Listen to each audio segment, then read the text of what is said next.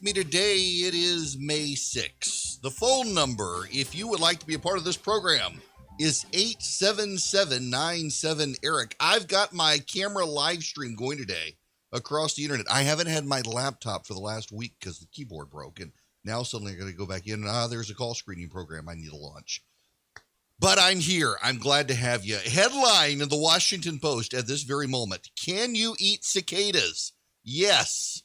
And here's the best way to catch, cook, and snack on them.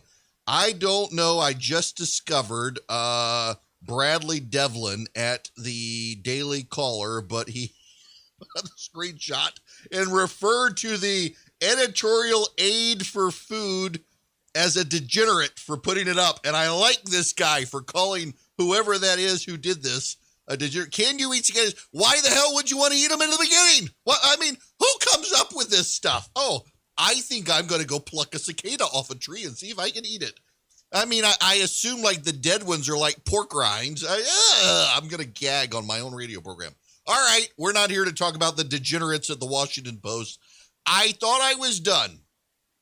I assumed I could conclude discussing the Liz Cheney matter, but clearly I was wrong. I want to play you several separate clips of audio because I have a point that must be made. First, here's Joe Scarborough. They just keep turning that golf cart in towards Donald Trump. Nobody's ever jerked it the other way. And I just wonder if they're not playing right into Liz Cheney's hands ultimately by making her actually the alternative that people like me and suburban voters in Atlanta and suburban voters in Maricopa County don't look at somebody like Liz Cheney and say, oh, okay, well, there's somebody who believes in small government. There's somebody that believes in traditional foreign policy.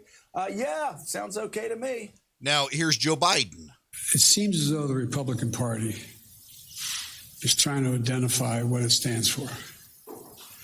And they're in the midst of a significant sort of mini revolution going on in the Republican Party. I've been a Democrat for a long time. We've gone through periods where we've had internal fights and disagreements. I don't ever remember any like this. And so, as one of you said, and I'm not embarrassed by identifying them, as one of you said on national television last night, we badly need a Republican Party. We need a two-party system. It's not healthy to have a one-party system. And I think the Republicans are further away from trying to figure out who they are and what they stand for than I thought they would be at this point. Here's the headline from Politico. Cult of personality, Dem seize on Cheney. Yes, you know, it's rare for the media to use a headline that says the Democrats seize or pounce on something. Usually it's the Republicans seizing and pouncing, but it's the Democrats seizing and pouncing. Subtitle, Democrats are ready to use the ouster of Liz Cheney from GOP leadership to put former President Donald Trump front and center in the 2022 midterms. Oh, they really think that's a good one? And then the media is pouncing too.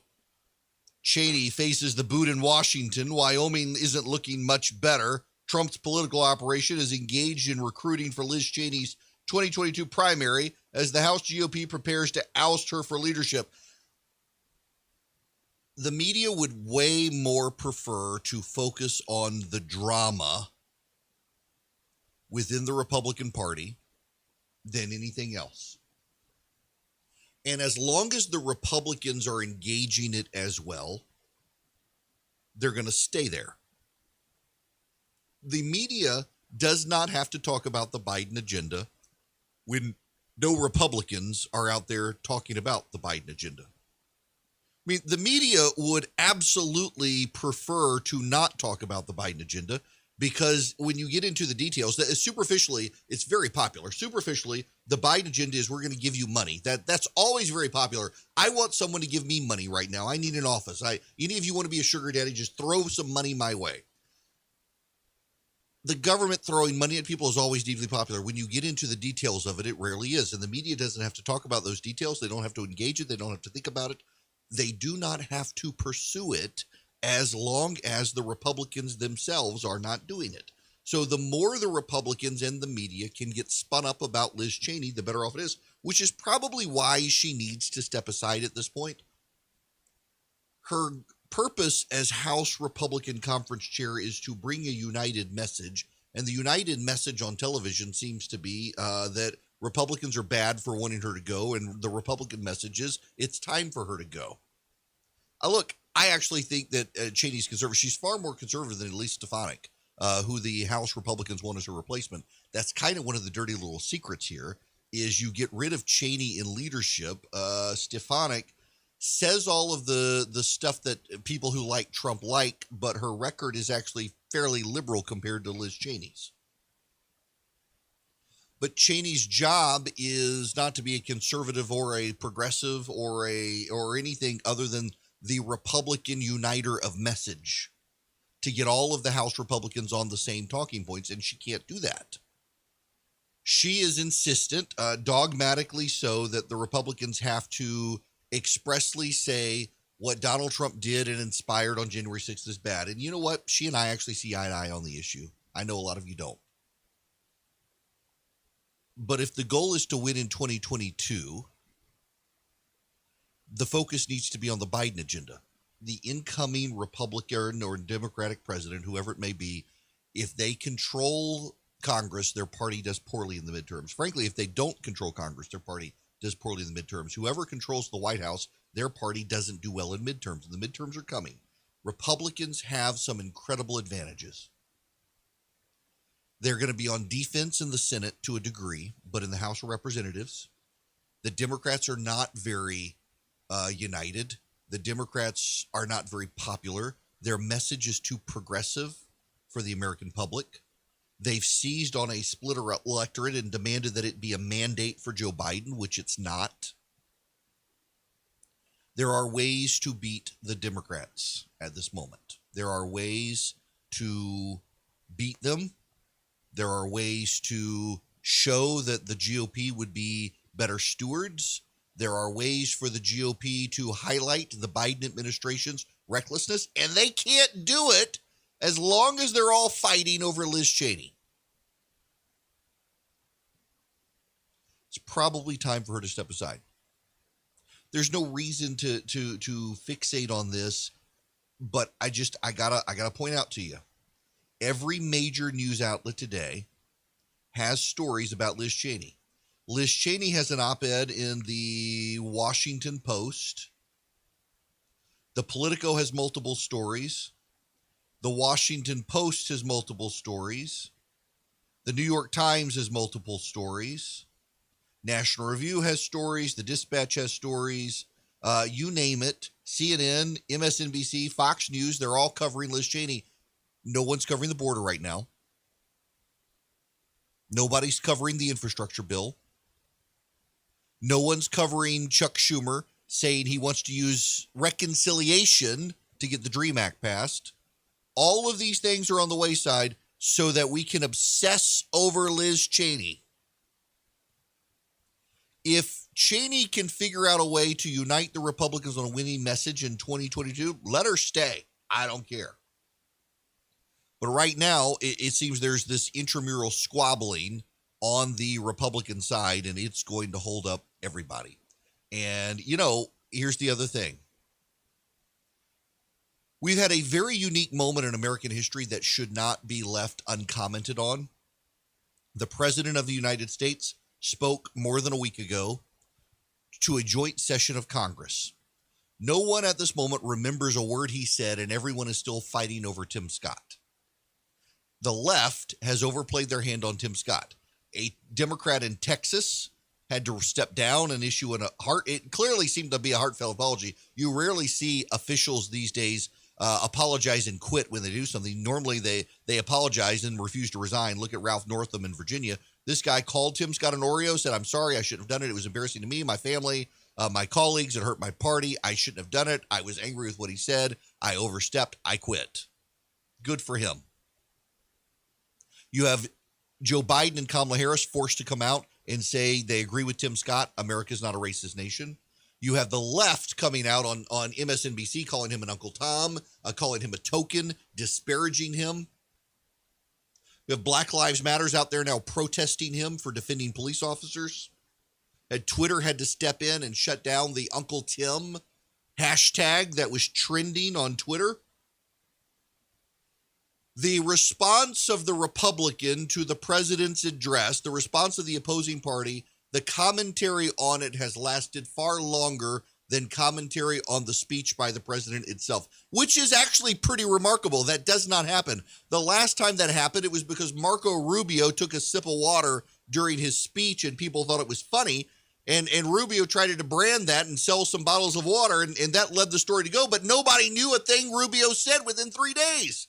Nobody remembered what Obama said. Nobody remembered what Rubio said. Here comes Tim Scott more than a week later. People are still talking about what he actually said, not what he did, not a stunt, not an accident, not a slip up, but his entire premise on the United States is not a racist nation, and everybody fell into it and is now talking about it. And so what is the media doing? Let's all talk about Liz Cheney. We can't talk about Biden. We got to move on from Tim Scott. That's not helpful.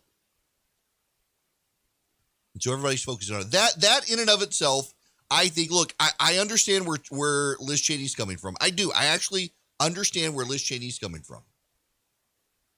I'm not unsympathetic to her position.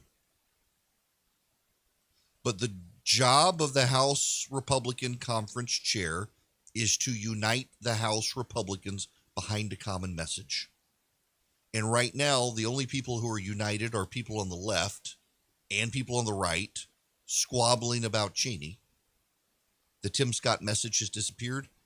Conversations about Biden have disappeared. This is the front page conversation. This is what Facebook did, which we'll get into later. It's probably time for the Republicans in the House to hurry this thing along, if that's what they're going to do, and get rid of her. And then the media, of course, will keep trotting her out, and she will keep going on television, I suppose. And again, I'm not unsympathetic to her. She and I actually agree on the issue. But the larger issue here is Republicans have got to stop the Democrats. And I actually would disagree that we need to have a full reckoning right now on the events of the past. We need to move on, move forward, and stop the Biden agenda, and stop Joe Biden, and stop the left, and take on the wokes, which I know she actually agrees with that. But we can't as long as everyone's focusing on this one. So I hope I won't have to talk about this anymore, but it should be time for everyone else to move on. I'm going to move on now. You can follow Erick around social media at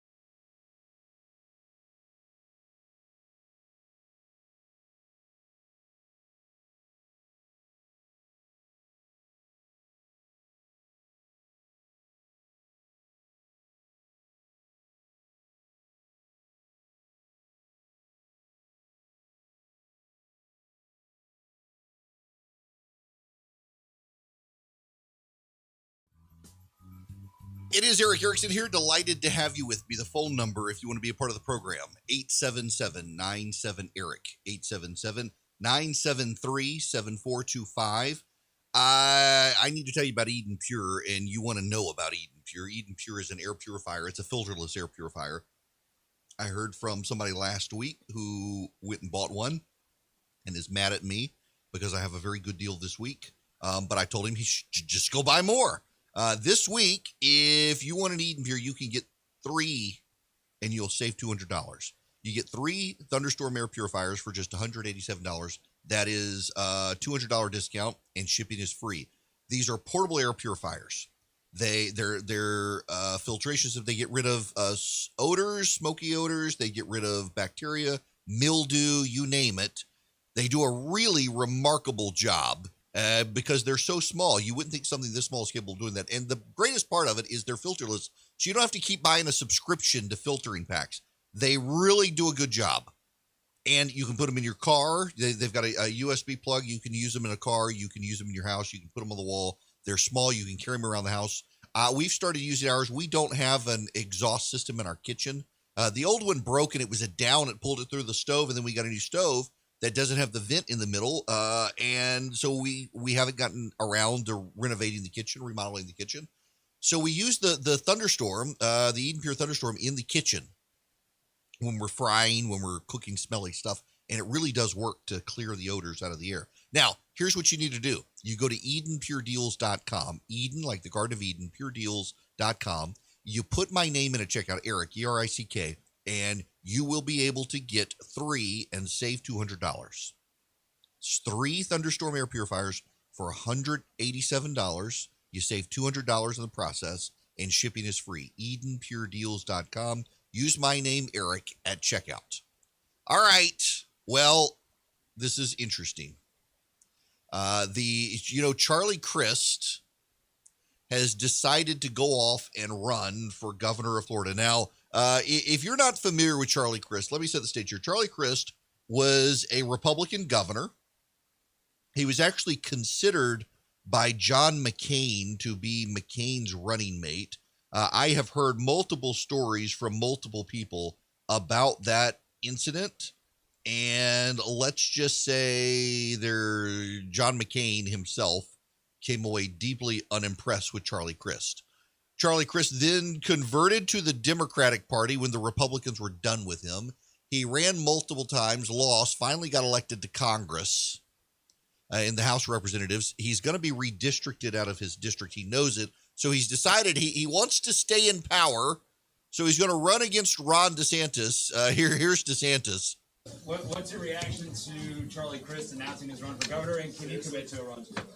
I didn't realize, it was like, what party's he going to run in this time? I mean, he's lost as a Republican, Independent, Democrat. But, I looked up, he's voting with Nancy Pelosi 100% of the time in Congress. I thought, heck, maybe he gives the Green Party a chance. He's certainly voting that way. So we'll see what happens. I mean, Charlie Crist isn't a Republican, and he's not a Democrat, and he is not an independent. He is what you call an opportunist. And there are a lot of those. It's funny, redistricting is shaking things up so much that people are scrambling in Congress. And in Florida in particular, you're going to see people decide to run for office in ways you otherwise would not have because of redistricting. Same thing in Texas. And to some degree, where I am here in Georgia, we're going to see that too as well here. The Democrats in some of these states, let's just take Georgia where I am for an example, they wanted to consolidate and not have a bunch of contested primaries, but because of Republicans controlling redistricting, people are jumping out of their seats in state legislatures and deciding to run. This is also, interestingly enough, happening in North Carolina and Pennsylvania, where the Republicans will control redistricting. The Democratic governor of Pennsylvania will be able to veto. In North Carolina, the governor won't.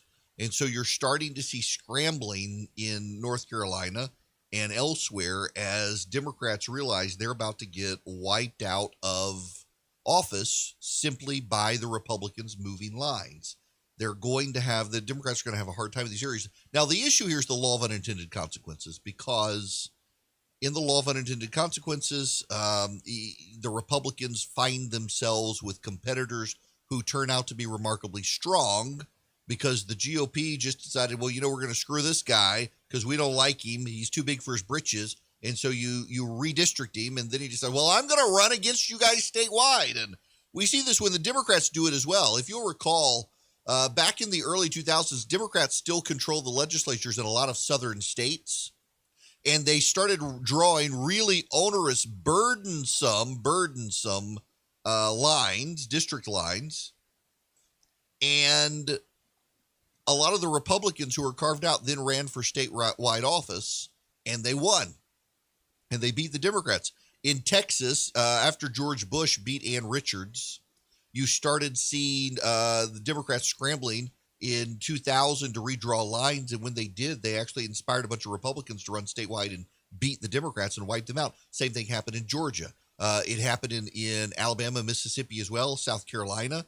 The law of unintended consequences. One of the laws of unintended consequences, the convenience of shopping. Have y'all heard about this? A 4-year-old cartoon fanatic from Brooklyn, New York, went a little overboard and bought $3,000 worth of non-refundable SpongeBob SquarePants popsicles on Amazon. A graduate school friend of the little boy's mom told the Washington Post she set up a GoFundMe account on Monday to cover the cost. According to the crowdfunding page, the truly adorable SpongeBob diehard named Noah managed to purchase $2,618.85 worth of the Poppelgangers from Amazon and had them sent to his aunt's house. In case you're wondering, that's 51 cases containing 918 popsicles.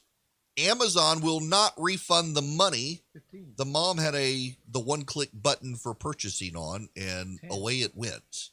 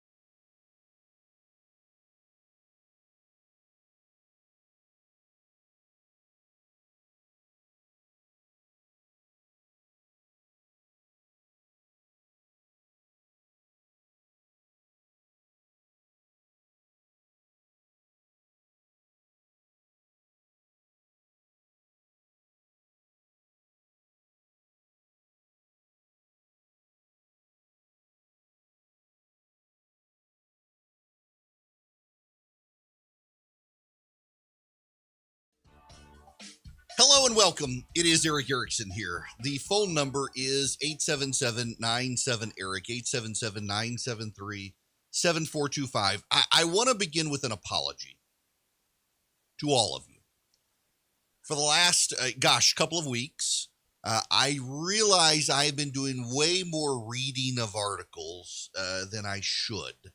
And several of you have emailed and said, what on earth is going on? Why are you just reading this stuff? I can read the newspaper. Well, truth be told, I think most of you know I'm doing 6 hours of radio right now. Not for much longer, thank goodness. But for right now, I am doing literally 6 nonstop hours. I start at 9 a.m. and I end at 3 p.m. And I have a 7-minute window between the end of this show and the beginning of the next show.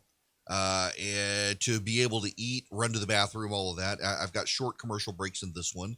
And I've kind of been cribbing a little bit. And yesterday it came to a head because I read a lot of Tim Keller on critical theory and it confused some of you. And so for those of you who weren't confused, I'm going to take a do-over on this. I'm going to do it right now and just explain it to you in my own words. And I am happy to take any of your phone calls as I try to explain this to you again. And I'm also setting it up that way because Charlie's going to hear me do this and then say, you did this yesterday. Why are you doing it again? I've never gotten so many emails from people saying, I had a hard time following you because you were reading somebody else's stuff. So let me put this in my own words now, and let me just explain this to you. Critical theory is one of those things that is a little bit difficult to explain because you've got to know some background. What is, for example, postmodernism? And in so doing, I'm glad you're happy. I'm redoing it. My producer is happy. I'm redoing this. Okay, there comes the middle finger. Critical theory is somewhat difficult to explain in large part because the people who embrace critical theory themselves are very nebulous about it. Let me begin with postmodernism, and we're going to work our way there. And I'm happy to take phone calls if you need me to try to make it a little more simple. But I, for the longest time, had a hard time with postmodernism. What's the difference between modernism and postmodernism? There's this thing happening right now in a lot of evangelical churches where people deconstruct their faith and walk away from faith as a result. Let me get postmodernism first. In postmodernism, modernism believes there's objective truth. Postmodernism believes there is no objective truth. Modernism elevates what it is perceives as truth, and postmodernism elevates those things that undermine truth, the deviations from truth, the doubts about truth. So, for example, let me explain postmodernism this way to you. I can explain to you that something happened. And now I'm going to use a real world example here. In Pennsylvania, during the election, it is absolute truth that absentee ballots, if you didn't sign them, were not supposed to be counted. But Democrats allowed people to come back in and sign them. Republican counties did not. It wouldn't have made a difference. There weren't enough for President Trump to have won Pennsylvania. But the truth of the matter is they should not have allowed the signatures to be counted. Democratic counties allowed it to happen.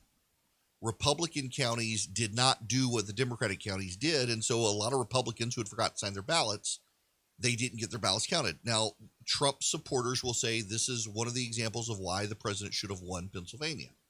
The objective reality is that had you counted all of those Republican outstanding ballots, it would not have made a difference. Republicans, and this is where postmodernism comes in, Republicans are focusing on the nuances and deviations of how counties behave to cast doubt on the truth of an objective count. There was an objective count. We know that had those absentee ballots been counted, it wouldn't have caused Donald Trump to suddenly win. And so Joe Biden actually did win Pennsylvania. Republicans will focus on the nuances and deviations and things that went around the edges to try to make the case that the objective truth of Joe Biden winning is not really objectively so. Even though the things that they're arguing about taken as a whole would not have changed the outcome, they're casting doubt on that. Now, Democrats do this as well.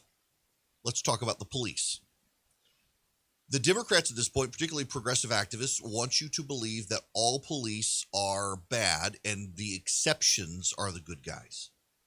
They want the exception to be the rule. The rule is overwhelmingly 99% of police officers are excellent. 1 or 2% are not. The Democrats focus on those exceptions and say that the objective truth of police being good is bad because look at all of these people. They try to overwhelm the truth with doubt. That's postmodernism, when you try to overwhelm an objective truth with doubt.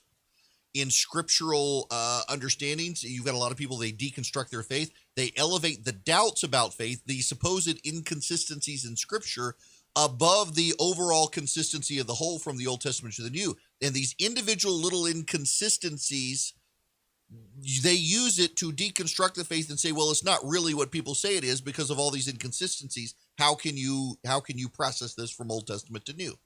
The inconsistencies and the doubts overwhelm objective truth so that you get to your truth and my truth. They no longer want to say there's an objective truth. They want to say, well, that's what you believe, but I believe differently. And so it's people's beliefs that triumph. So, for example, in transgenderism, there are people who are androgynous or intersex based on the way they're born due to genetic abnormality. They are exceptions to the rule that there are male and female, that XX chromosomes make a female, XY make a male. This is settled science, or it should be.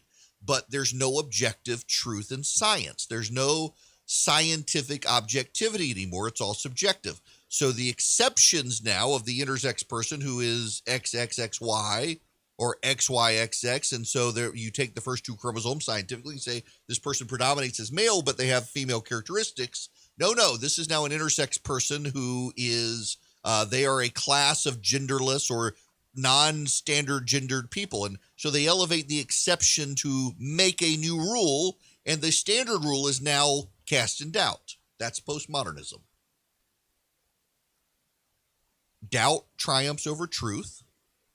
Exceptions become the rules, and the rules themselves become the exception. It's a very easy way to understand it. The big one, though, is doubt overcomes truth, and there's no such thing as objective truth. So now build onto that critical theory, which is derived from Marxism. Critical theory is a postmodern attempt from Marxist philosophers. By the way, the guy who came up with it was a child rapist from France, and I'm not making that up. Critical theory takes the postmodernism's efforts to elevate doubt over truth and exceptions as the rules and builds a framework for understanding power structures on the planet. The way they do this is through something called intersectionality.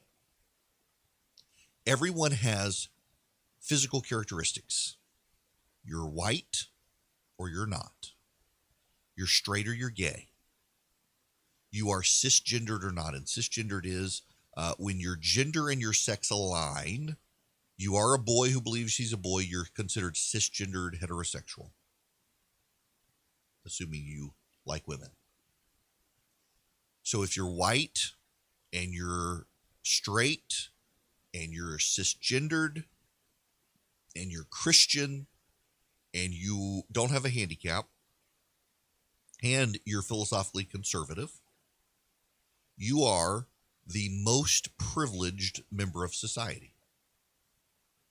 And because you're the most privileged member of society, you are also the most likely to oppress others in society because society itself bends towards you. If you are none of those things, you're the most oppressed in society. So if you are non-white, not straight, not cisgender, not Christian, not conservative, and have a handicap, you're the most oppressed member of society. The most oppressed members of society have moral clarity about oppression that the oppressors do not have.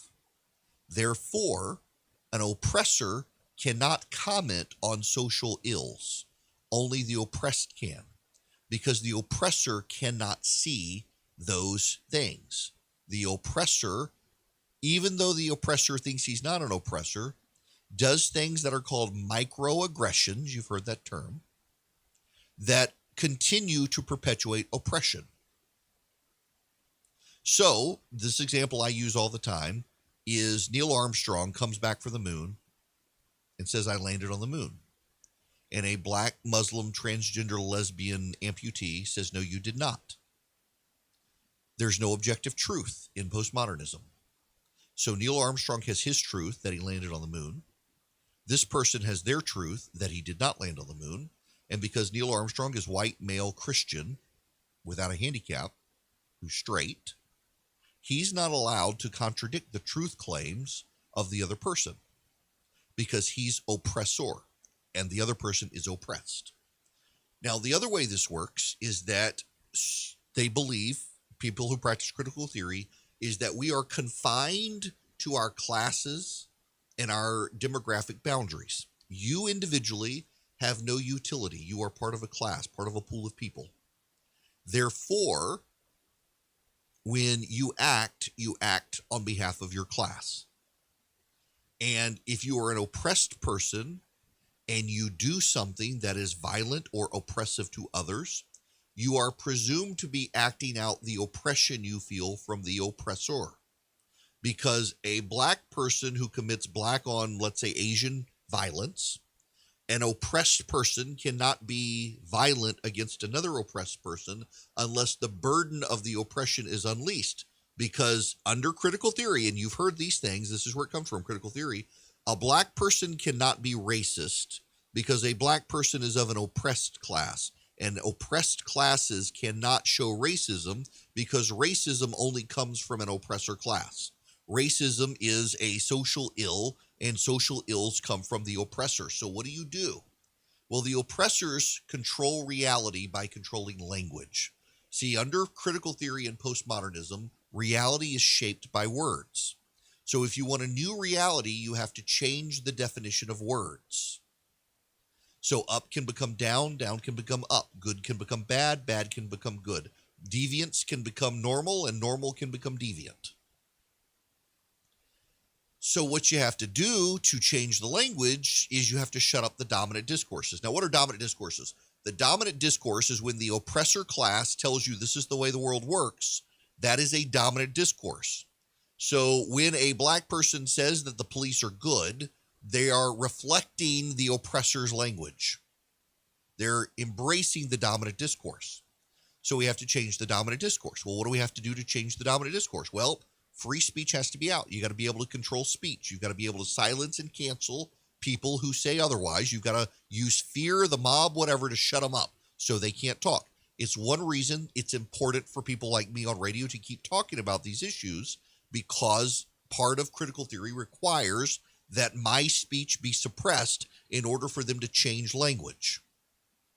It's one reason you've got to continue to speak up, because they win when they're allowed to change the language. And that's how you fight critical theory, is they change the language. It's one reason they always say that if you're not in critical theory, you can't talk about it because you can't understand it. And they keep changing the words to try to discredit the people who talk about it.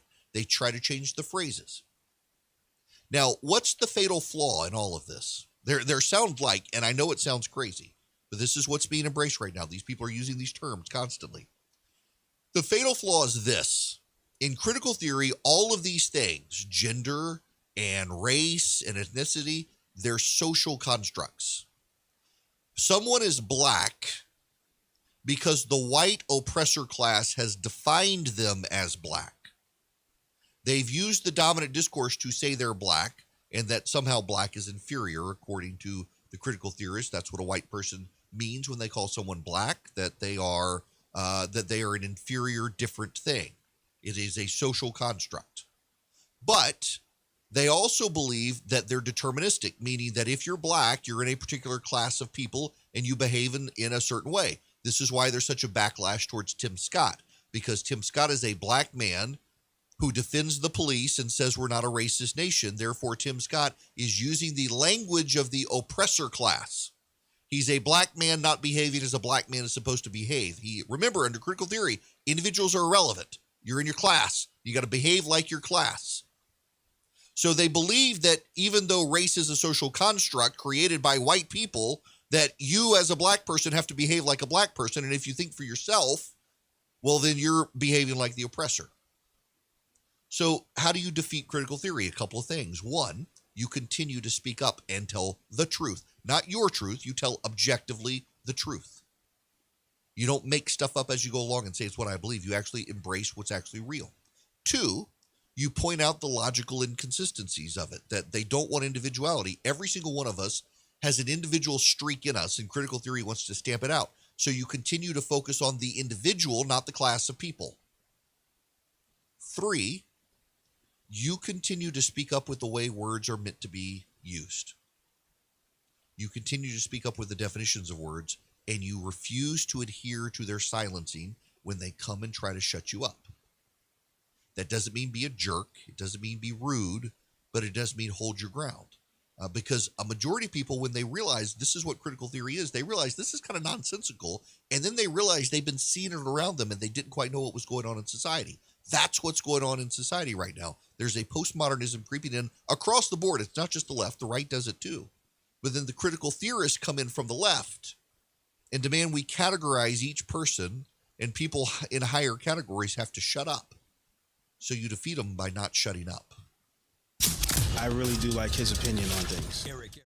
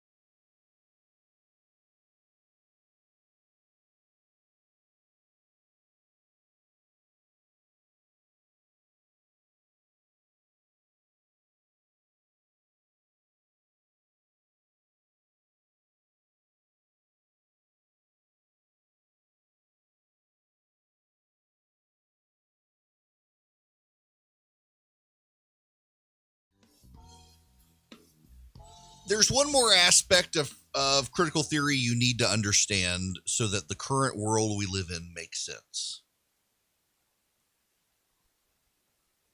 In modernism, there's objective truth, and all you need to do is accept the objective truth. In postmodernism, there is no objective truth. There's your truth and there's my truth. So how do you show your commitment to your truth? Performance. Critical theory requires performance. Critical theory requires that you not be not racist, or that you be not racist. You can't be just not a racist. You have to be anti-racist. See, if you're not racist, then you treat people individually. If you're anti-racist, you work against your own social standing. You are to deconstruct your social standing and elevate the oppressed into the oppressor class. Although they don't say it that way. They actually believe that once the oppressors are all shut up and the oppressed classes are allowed to rise, they won't turn into the oppressors, which we know is BS. So everything is performance. That's why you see protests the way we do right now. That's why you see demonstrations. That's why you see, like, for example, in Georgia, there was the Park Cannon woman. She's the state house member who tried to go into the governor's office, was banging on the door after the police didn't tell her. She got arrested. That was performance to show her fidelity to her cause. She becomes a martyr on the postmodern critical theory circuit. She can go talk about her victim and martyr status. Everything is performance. To show you are authentically committed to your truth, you must perform. So when you embrace the idea of being anti-racist, you must take steps to perform so you can show your allyship. If you're an oppressor class, you can show your allyship with the oppressed classes. Are these words sounding a little familiar to you? Allyship, anti-racist.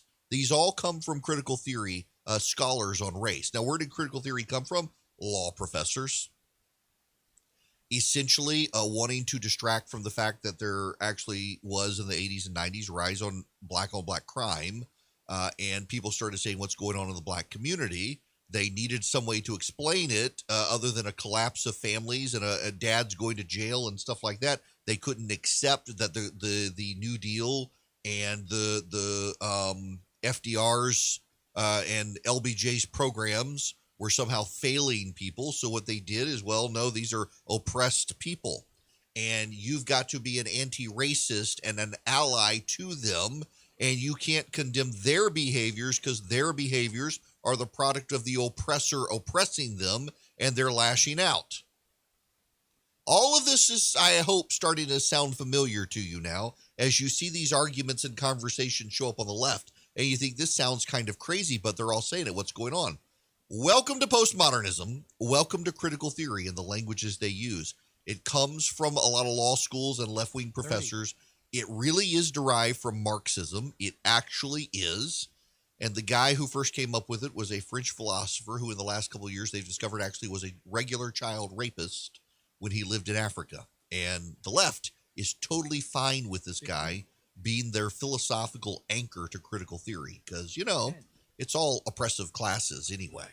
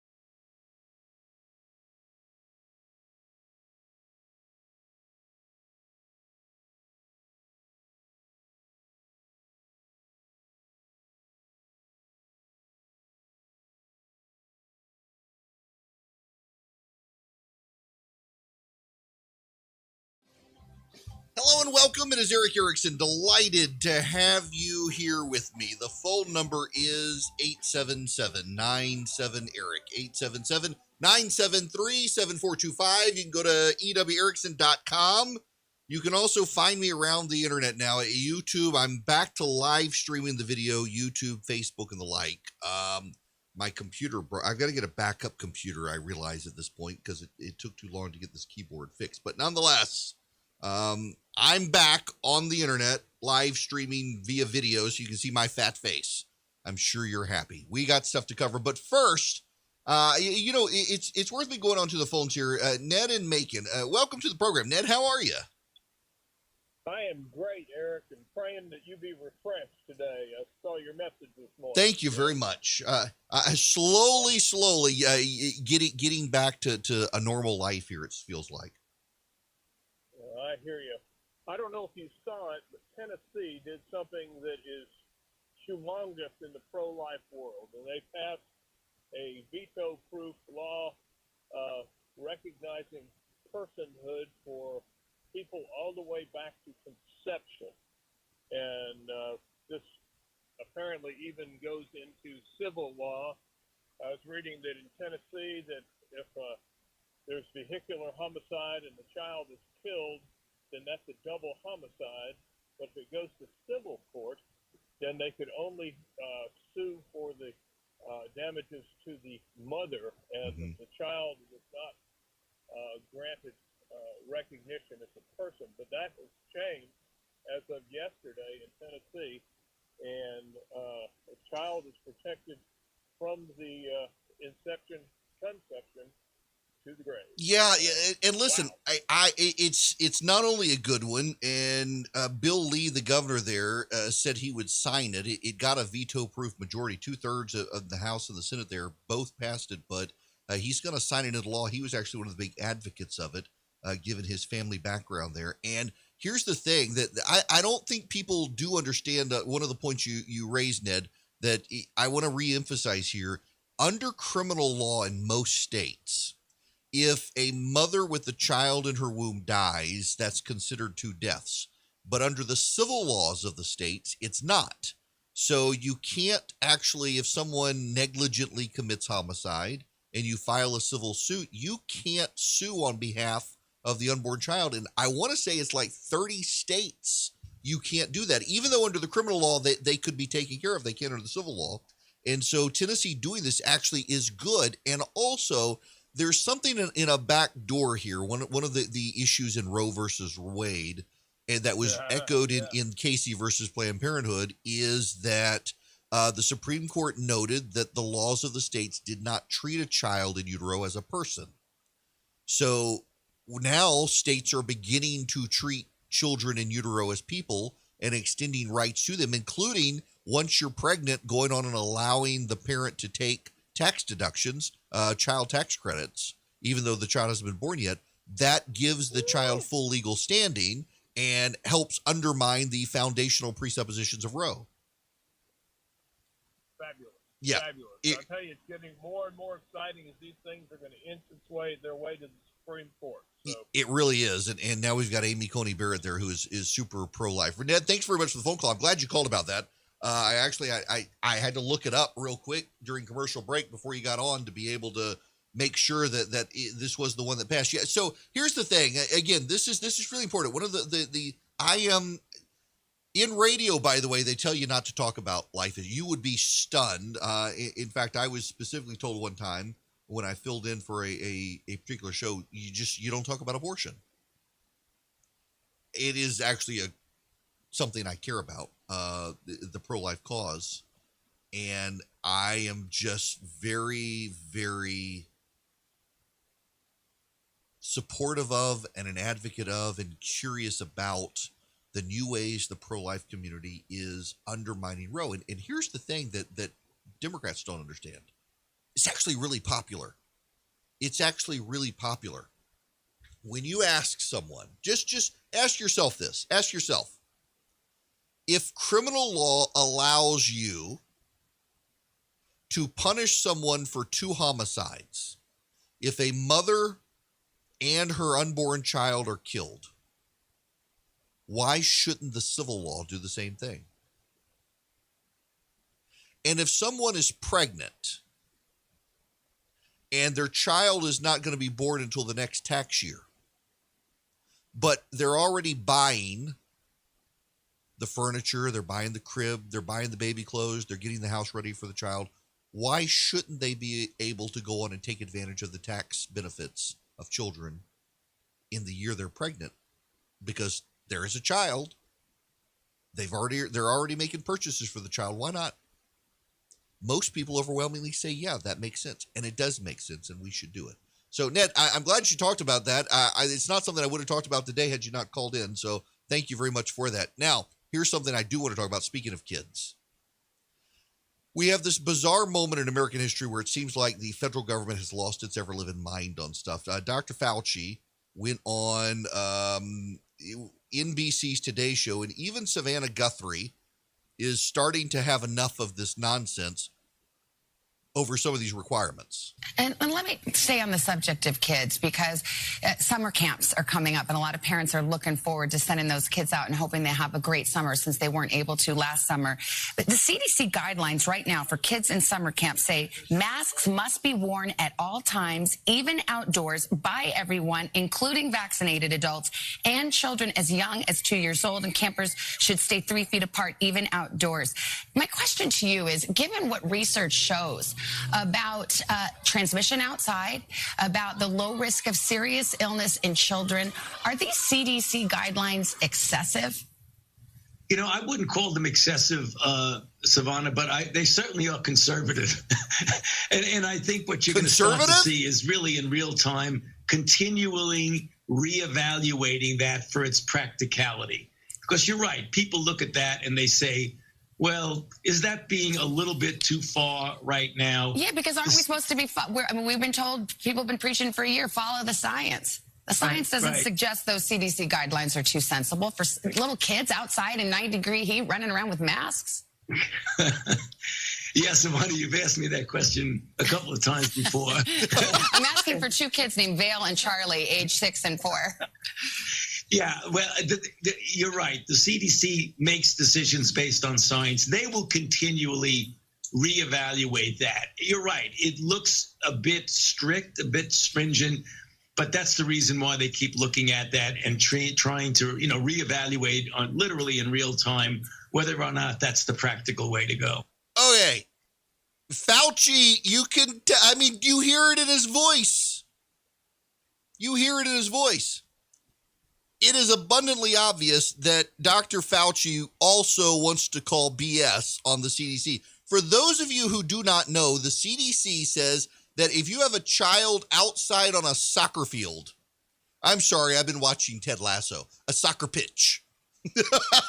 If you have a child on the soccer field, your child, if they're breathing heavy, should be wearing a mask. And that if they're at summer camp, they should wear a mask. This is from David Zwig at the New York Magazine. With all the good news related to the pandemic in the U.S. and the relaxing of a number of controls, the CDC's newly released guidance for summer camps is notable for its rigidity and strictness. Masks must be worn at all times, even outdoors, by everybody, including vaccinated adults and children as young as 2. The exceptions are for eating and swimming. The guidance helpfully notes that if a person is having trouble breathing or is unconscious, no mask needs to be worn. Campers must remain 3 feet apart from each other at all times, including, again, outdoors. 6 feet of distance must be maintained during meals and between campers and staff. If you need to sneeze and you don't have a tissue, do it into your mask.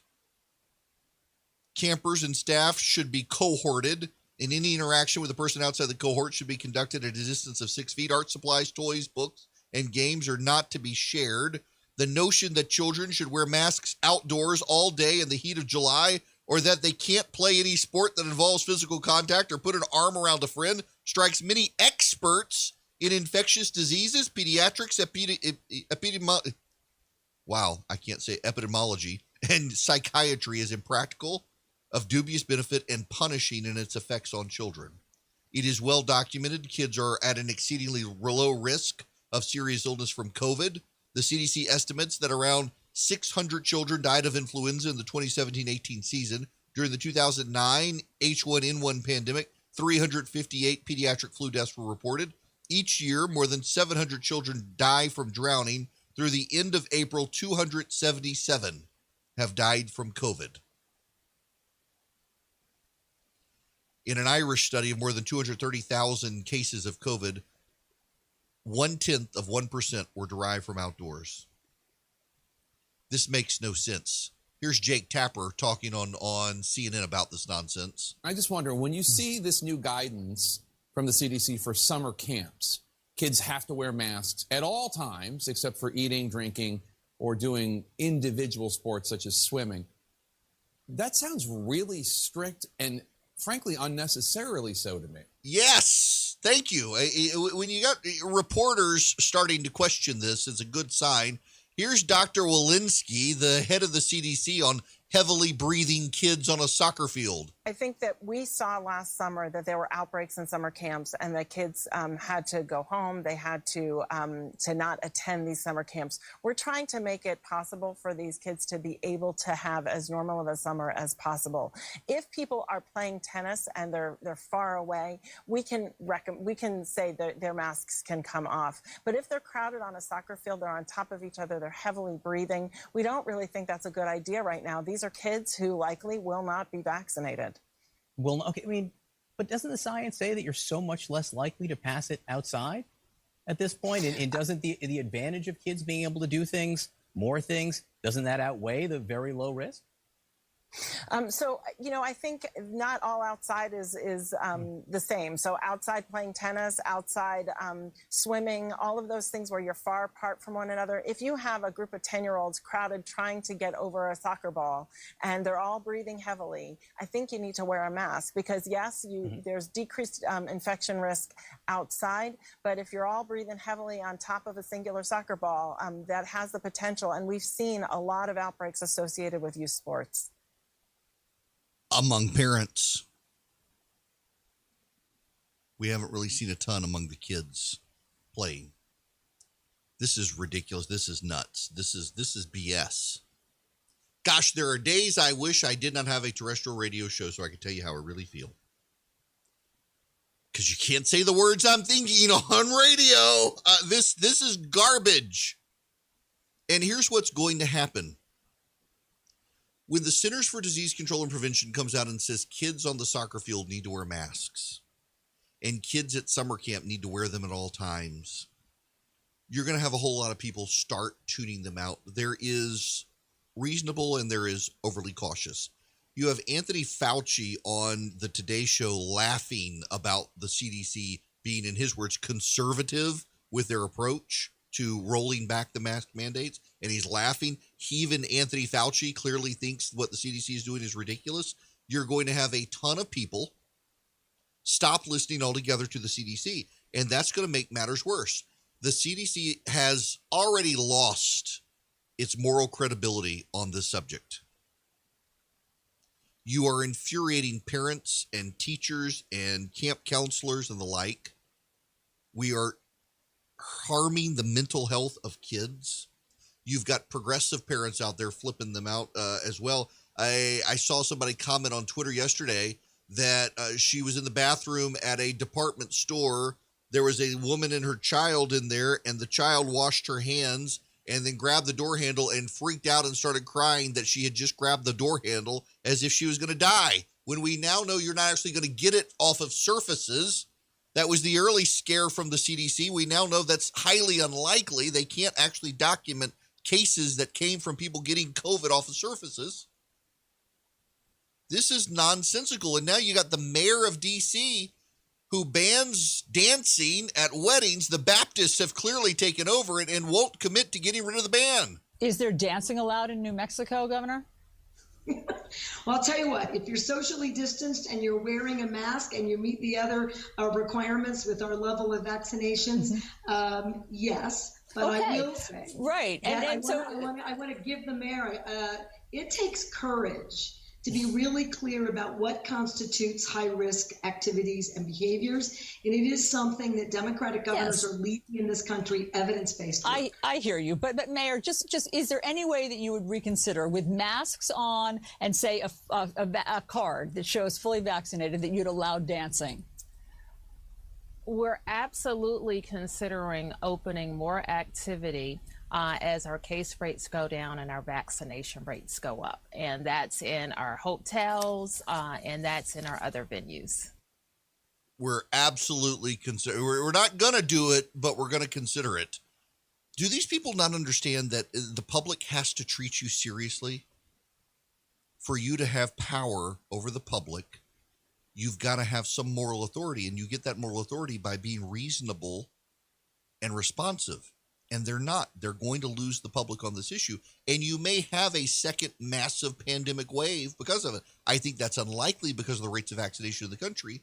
But when you lose your moral clarity and you lose your moral resolve and you lose your moral authority because you're a bunch of idiots who can't figure out how to do things reasonably, when you got Anthony Fauci laughing at you, Anthony Fauci is laughing at the CDC. It's probably time to reconsider your life and your decisions and what you're telling the public. I really do like his opinion on things. Erick Erickson.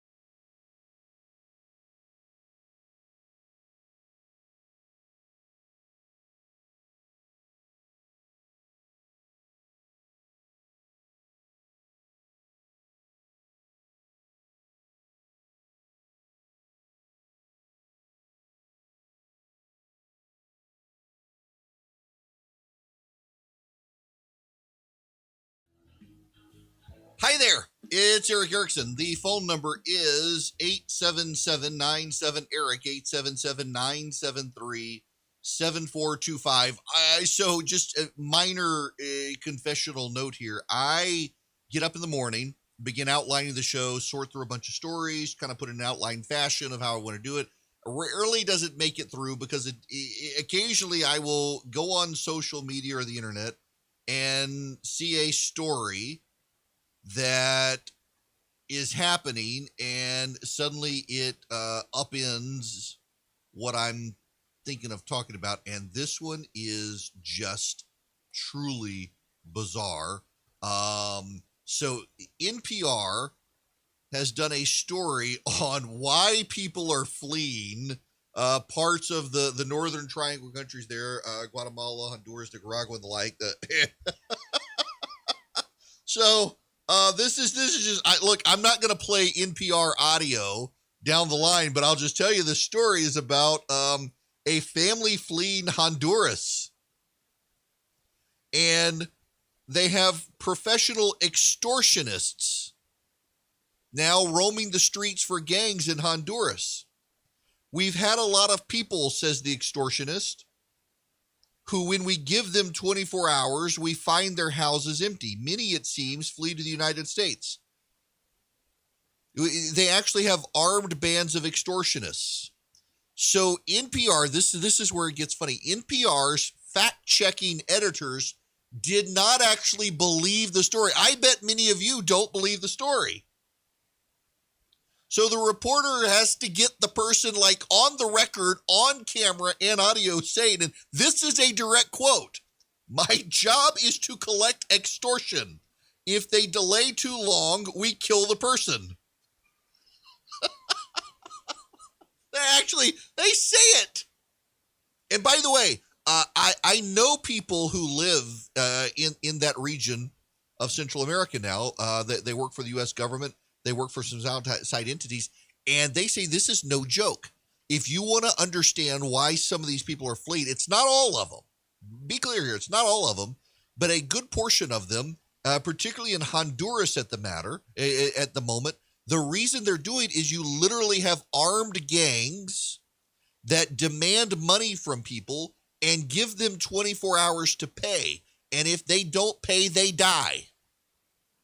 Because the gangs know if we demand money and we don't kill the person, the next person's not going to pay us.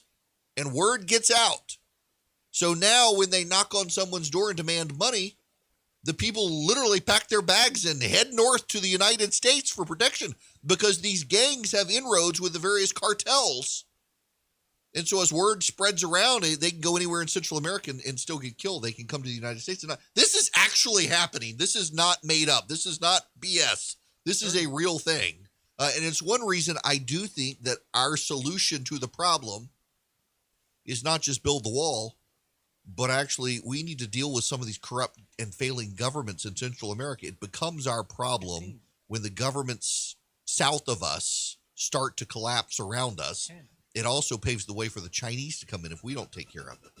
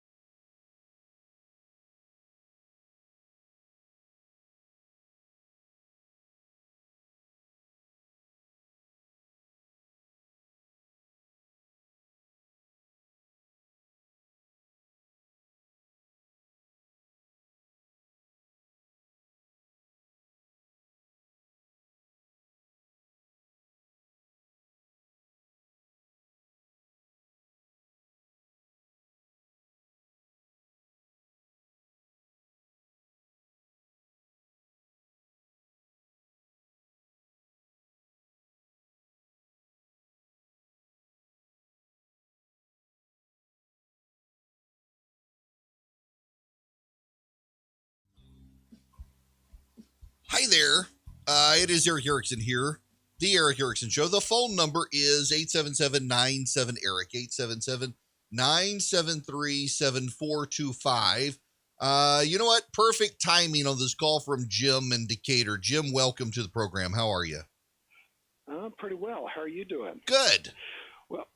Well, you know, that's fascinating because I heard both your discussions about postmodernism and all of that claptrap, and those are just perfect professorial word salads. And I thought, you know, there's a different way that you can approach this. If you're say you're a parent with a college or high school kid who's coming and spilling all this stuff in your ear and your eyes are crossing, you could try to understand it, but personally, I read it at a pretty intense level, and I get to where I just don't even want to deal with that nonsense. I could untangle it, but there's a different way, and that is ask them a question. How do you unpack that?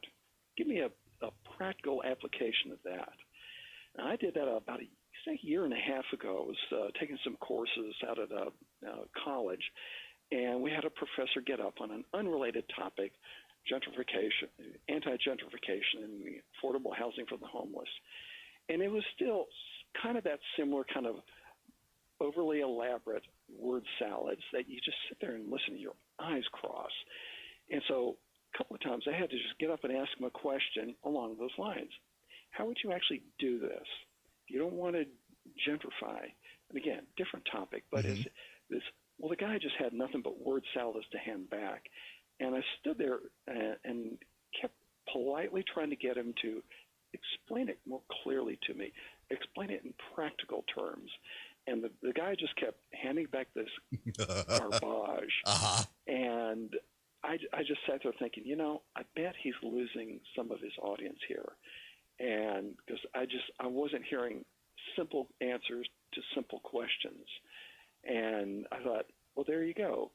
He's in the same league as a lot of these people just blathering this stuff. Right. So yeah, I don't even bother trying to understand it. It's all very academic, and you hit on a good point. Listen, thanks very much for the phone call there, Jim. And you do hit on this great point that it is academic, convoluted word salad. So try to get to them to explain it in the real world basis, and it's very difficult for them to explain it in a way that doesn't sound crazy to most people. Now, I wrote about this, and if you can't send your friends to the audio of the show, you can send them what I wrote. If you or your friends really need to sit down and digest what is critical theory, it is essentially Gnosticism. You want to know what Gnosticism is? If you text the word data to 33777, you will get back my piece on critical theory that explains what it is.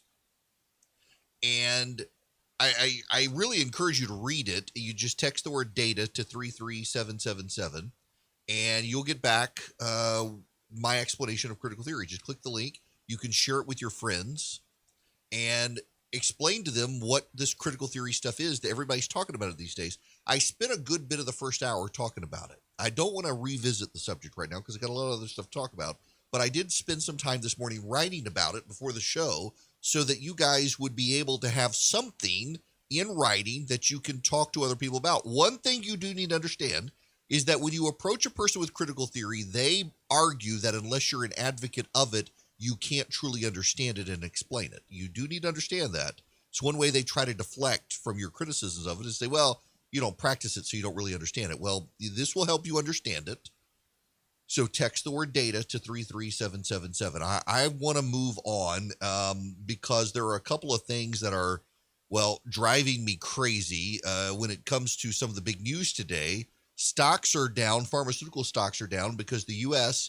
has gone along with China and agreed to waive patent protections for the COVID vaccine due to the global healthcare crisis. The Biden administration announced Wednesday it supports waiving intellectual property protections for COVID-19 vaccines as countries struggle to manufacture the life-saving doses. This is a global health crisis, and the extraordinary circumstances of COVID-19 pandemic call for extraordinary measures. The administration believes strongly in intellectual property protections, but in service of ending this pandemic, supports the waiver of those protections for COVID-19 vaccines. The World Health Organization and the Chinese have been pushing for this. Moderna, BioNTech, and Pfizer and Johnson & Johnson have seen their stock crash. Moderna lost 6% yesterday on this patent news from the Biden administration. Now, AOC and others have come out already and said, well, now we need to do this about other things too, the fight for diabetes and the like. Those are global crises as well. You see where this is headed. Here's the problem. Companies produce goods and services because they then make a profit.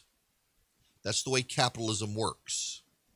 You make a profit and you reward your shareholders who buy more stock and grow your company, and you make more stuff and you make more profit. And these companies rush to find the cure to COVID, and they got patents on their technology. And along comes the Chinese and the World Health Organization, their puppet, and says we need to not make money off of the vaccines. We should get rid of the financial incentive. The result is these companies are going to say, hey, we're not going to help you next time. You're on your own. We can't make money at this. You take away our incentive.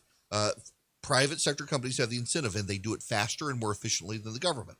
So next time the government's going to have to do it themselves, and it's going to take longer, it's going to be slower, and it's not going to be as good or efficient by getting rid of the profit incentive. Right now, what is the profit incentive? Well, here's the headline, New York Times. Turning the corner, U.S. COVID outlook reaches most hopeful point yet. Cases and deaths have dipped, and vaccinations make scientists hopeful, even as variants mean the coronavirus is here to stay. After weeks of coronavirus patients flooding emergency rooms in Michigan, the worst COVID-19 hotspot in the nation, hospitalizations are falling. On some recent days, entire states, including Wisconsin and West Virginia, have reported 0 new coronavirus deaths. A brief but promising respite from the onslaught of the past year.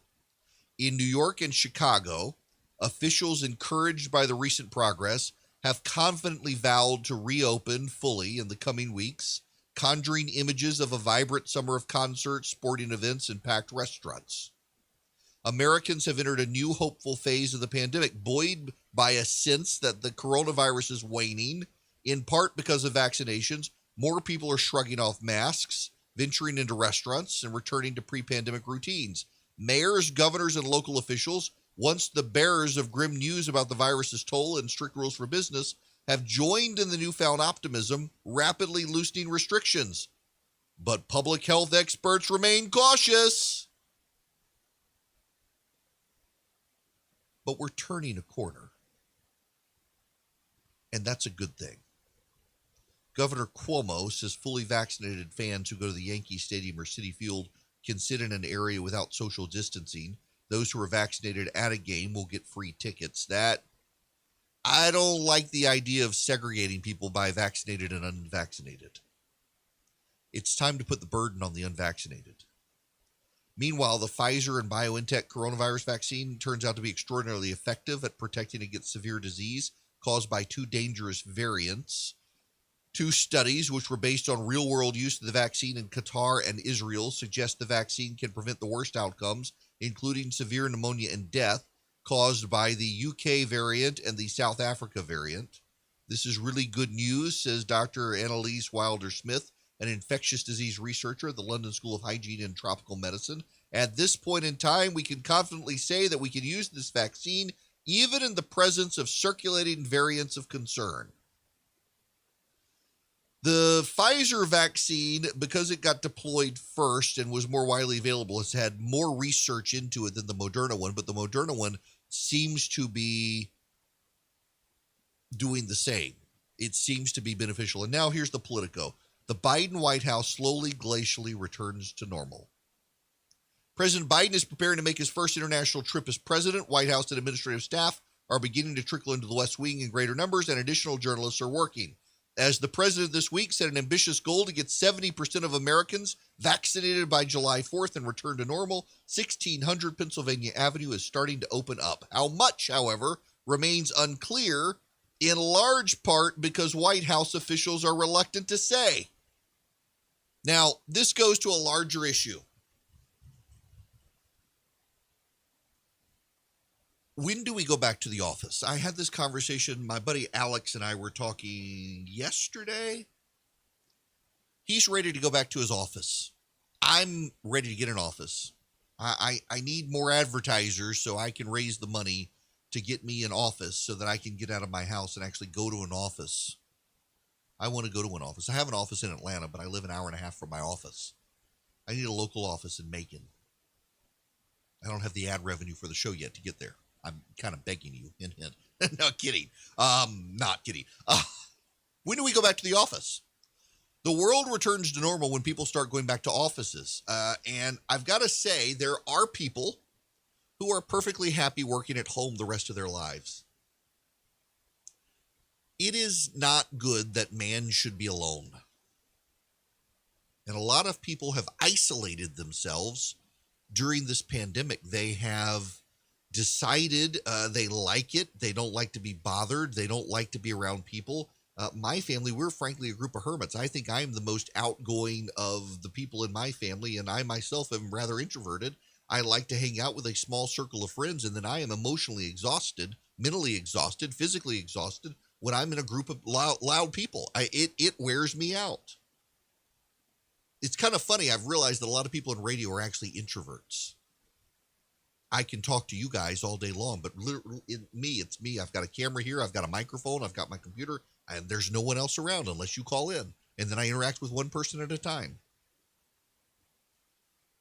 But workplaces need to be reopened. I wish there was a WeWork place. WeWork or one of those places where I am so that I could at least on the cheap get a small shared office space. I'm ready to be in an office. I've worked from home for years and now doing as much radio as I am. It's just mentally to be able to pick up and leave the house and say, okay, I'm going to work. I was talking to my buddy Alex yesterday. He's been working at home through the pandemic, and he is desperate to go back to the office and be with people and see people and interact face-to-face with people instead of freaking Zoom calls. The head of Citibank was blasting Zoom calls the other day, and even the head of Zoom said he admitted he's getting tired of Zoom calls. People need to relate. And let me step back and look at this from a higher altitude.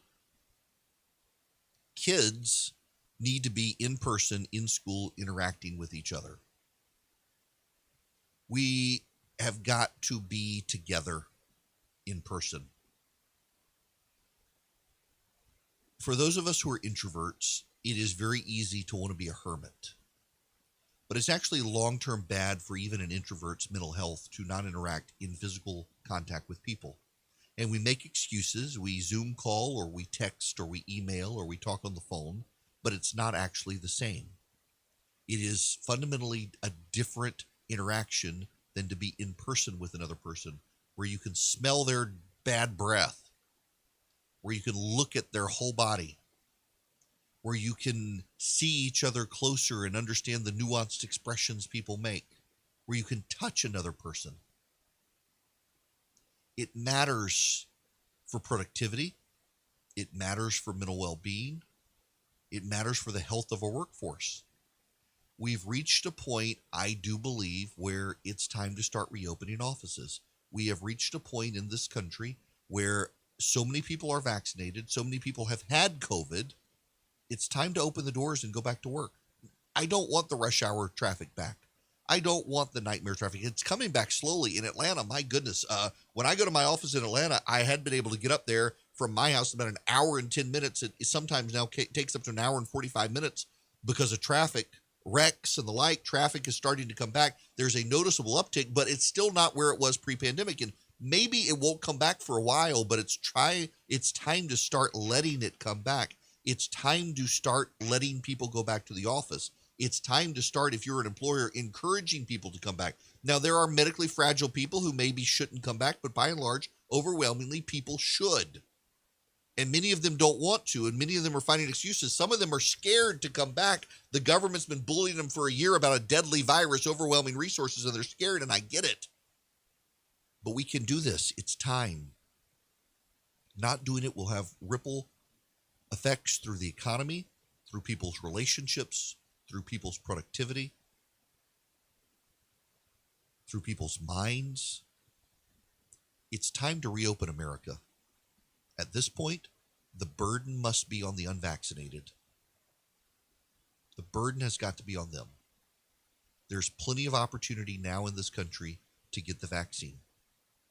The burden needs to be on the unvaccinated. The rest of us, let's go to offices and see each other face to face and resume our lives as if this thing had never happened. Well connected and well respected. It's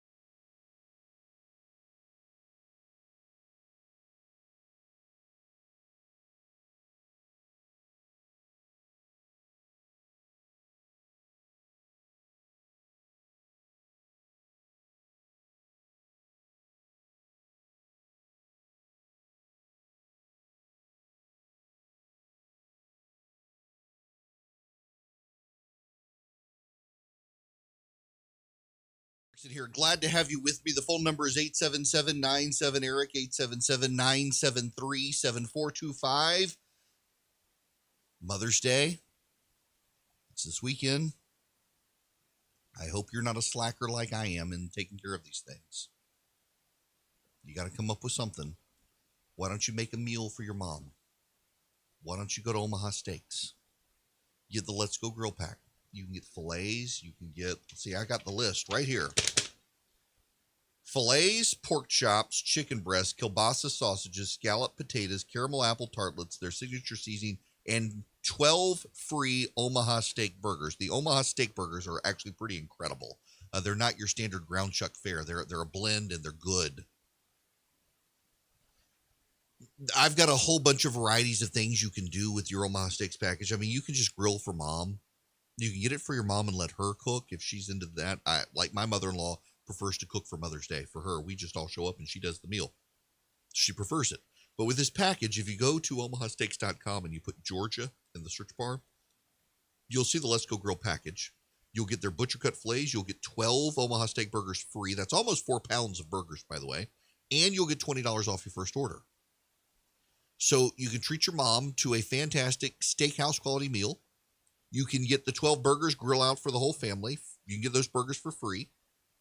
And you can build memories together in ways you haven't been able to do in the last year, which is just as important.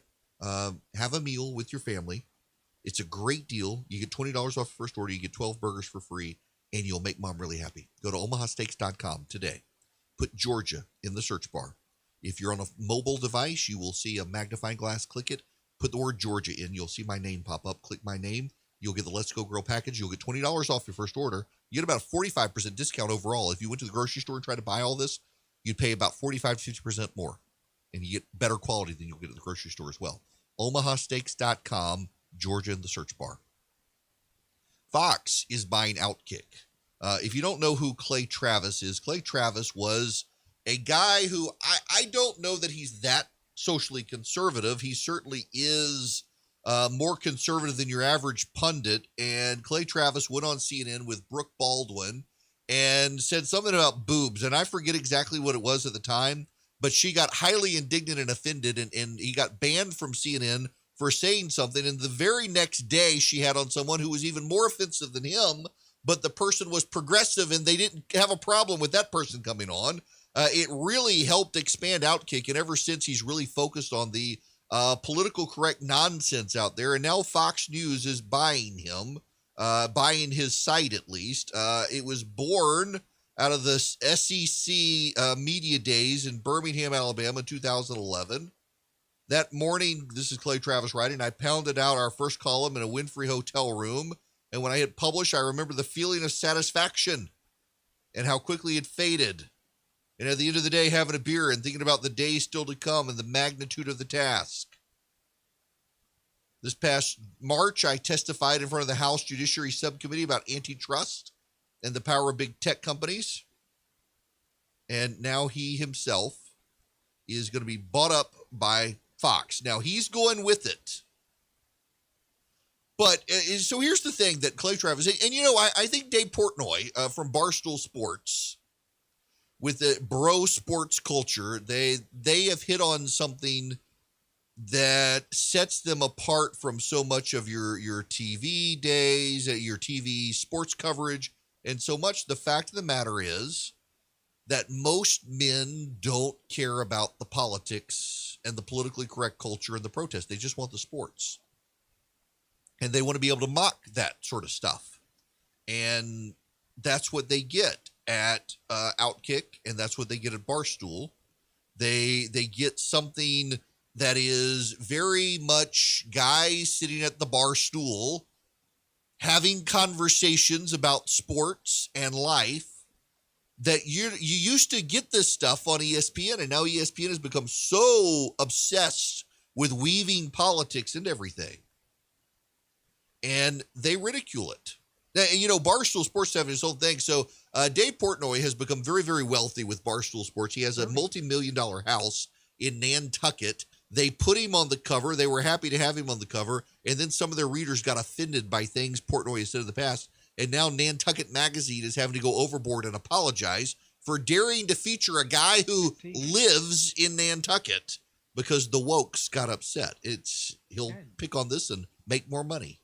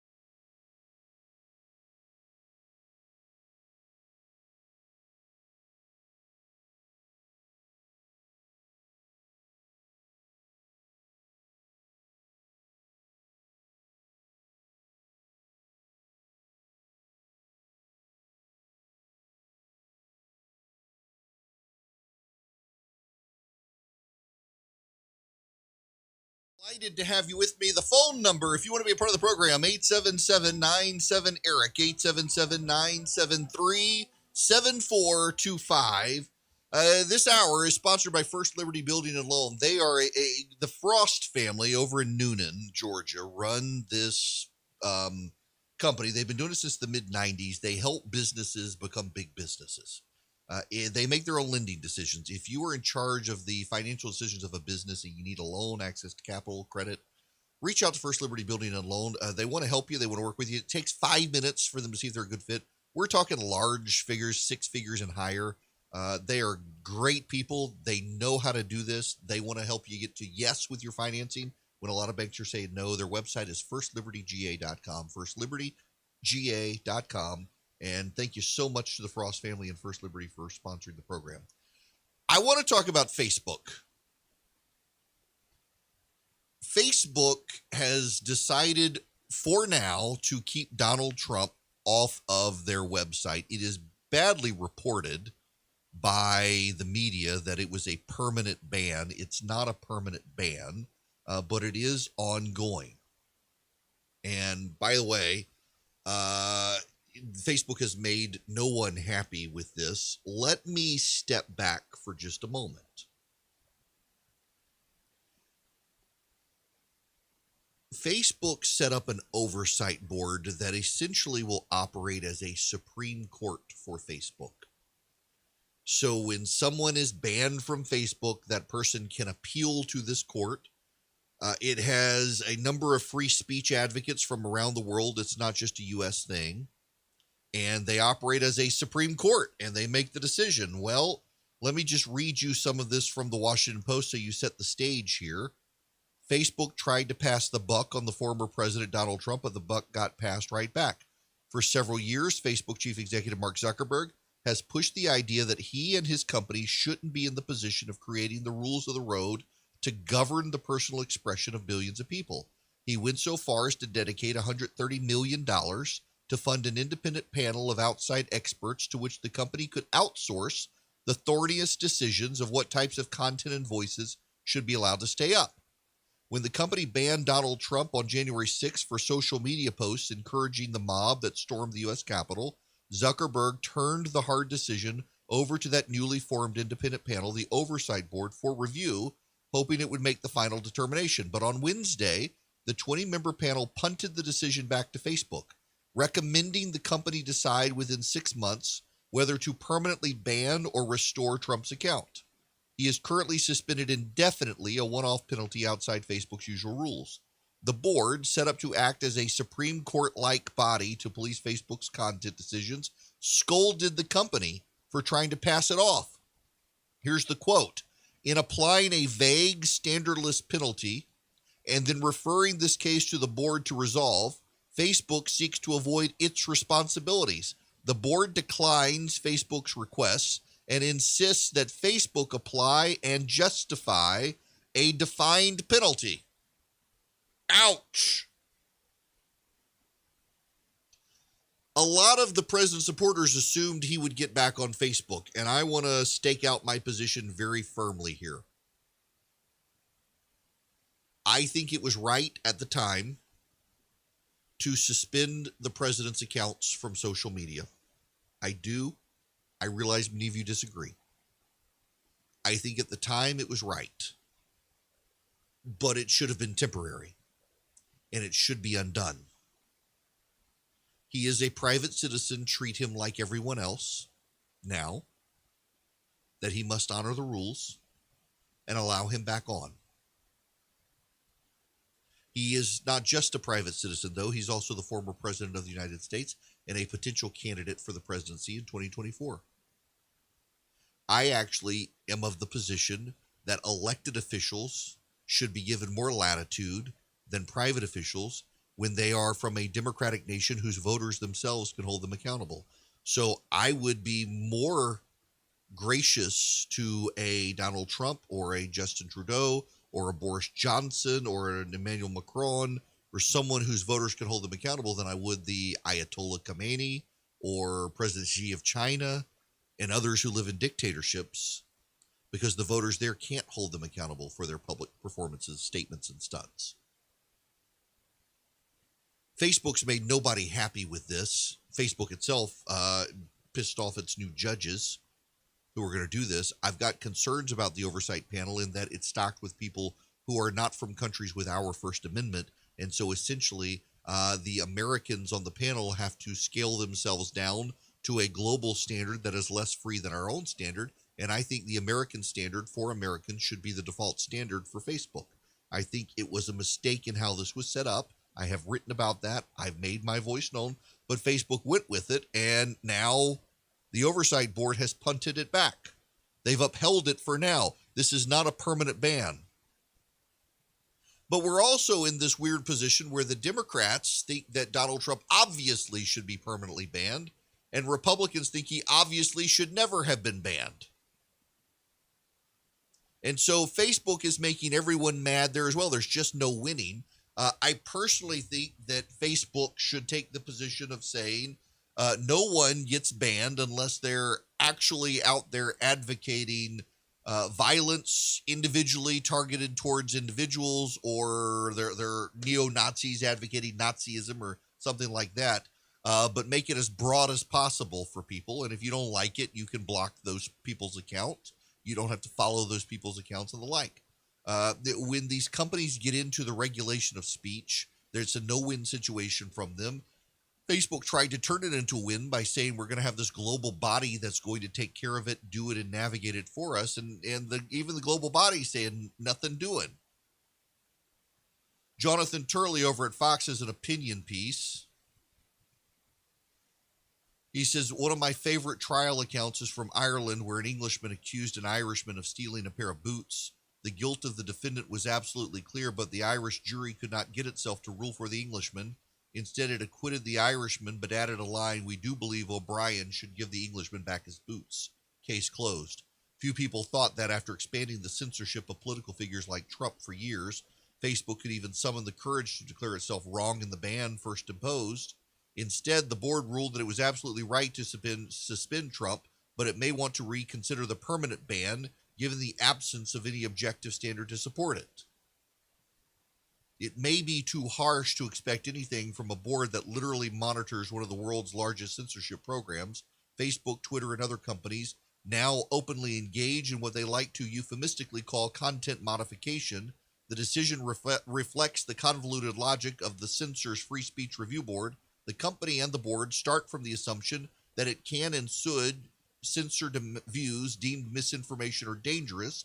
The starting position, therefore, is that censorship is justified and that content neutrality is dangerous. Jonathan Turley is right on that. Listen, this is Facebook's platform. Facebook is a private entity. It gets to decide who uses it, and you don't have to use Facebook. Of all of the companies, of all the big tech companies, the two that you can most easily end in your life are Facebook and Apple. With Apple, you just stop buying their devices and they're out of your life. You'll deal with inferior devices from Android and Windows machines that aren't nearly as good, robust, or well-made, but you can get rid of Apple if you want. Shut up, Charlie. My producer is not an Apple fan. He's wrong about a lot. You can get rid of Facebook. You don't have to use Facebook. You don't have to use Instagram. You don't have to use Facebook. You can just get rid of it all. Poof, gone. Be done with it. There's no reason. It's harder to get rid of Google because so much of the back end of the web uses Google. And if you get rid of Apple, you can't really get rid of Google if you want some sort of smart device. Many devices use the Android operating system underneath. Really hard to get rid of Amazon. You don't just go to Amazon.com to shop. Many of the websites you go to actually run their websites off of Amazon servers. It's very hard to get Amazon out of your life. But you don't have to use Facebook. That being said, I do think we're missing some of the nuances here with Facebook. It is far more open to having conservatives on the platform than Twitter. It is far less likely to ban you or take stuff down.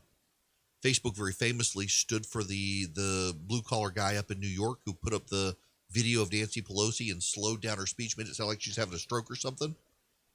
They refused to take it down. They got excoriated by everyone from Hillary Clinton to Barack Obama for refusing to take down that video. And they said, nope, it didn't run afoul of the rules. That's one thing I think conservatives miss in the big tech is bad conversation is that they're not all the same.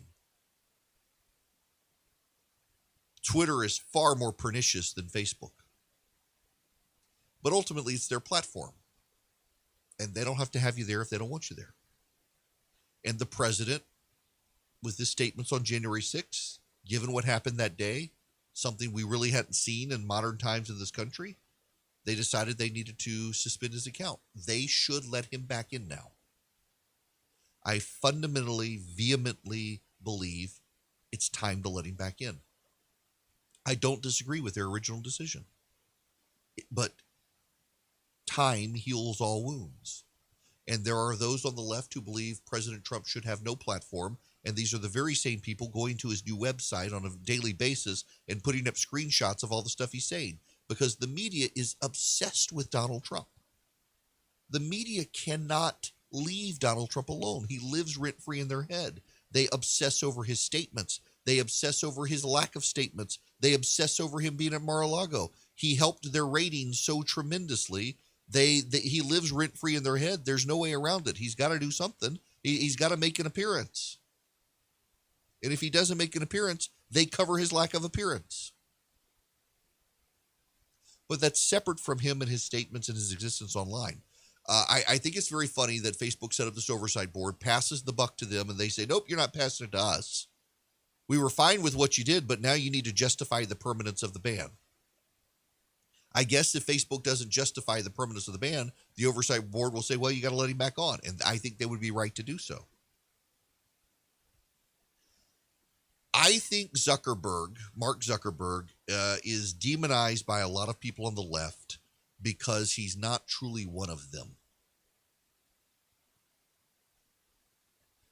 Mark Zuckerberg is not a progressive. So he's demonized by the left because they think they should control Facebook, and they know ultimately they don't. Conservatives vilify Mark Zuckerberg because they think he is a progressive, and they certainly know that many of the people at Facebook are progressive, including Sheryl Sandberg, who kind of runs a lot of the day-to-day stuff there. And so they're deeply hostile to Facebook from the right because of the wokes who work at Facebook. Facebook is in a very difficult position. I think they work themselves out of it by being bastions of free speech and saying, we'll make it very easy for you to block someone so you don't have to see the person, but we ourselves are not going to do that. And prioritize their algorithm as they have been doing so that it focuses on your friends and family network more so than the groups that you join. But I really, really, really think it's time to let Donald Trump back in. I don't think Zuckerberg got it wrong. Dealing with what we were dealing with in January 6th, it was something new. The president clearly was getting a little unhinged. Putting him in a timeout, letting him settle down, I think was the right decision. But it's time to let him back. I don't have any...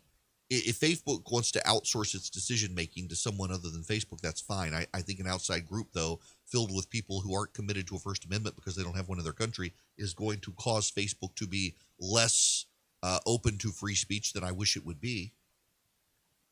But I also think that a lot of people on the left and the right are looking for villains these days, and they found an easy one in Facebook.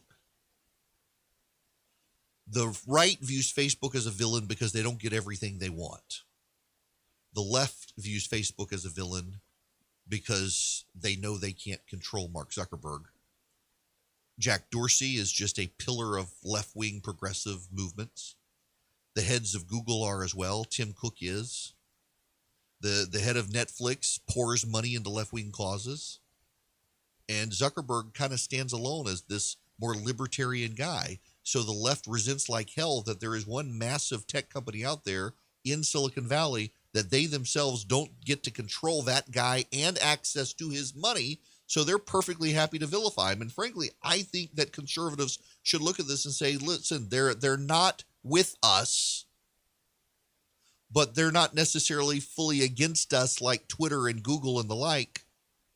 We can still by and large use their platform. But in this day and age, everyone is very tribal. You're either with us or against us. You can't be someone in the middle. And I think that's maybe what Facebook is trying to do. They're certainly doing it better than Twitter and some of these others that are deeply, openly hostile constantly to all conservatives, not just the prominent ones. I think it would do Facebook a world of good at this point, though. They're going to have to pick a side. And I think the side they need to pick is a very clearly defined one that world leaders, including former world leaders, get a little more benefit of the doubt to be on the platform. And I think most people would agree with that, even while the left yells. You can follow Erick around social media.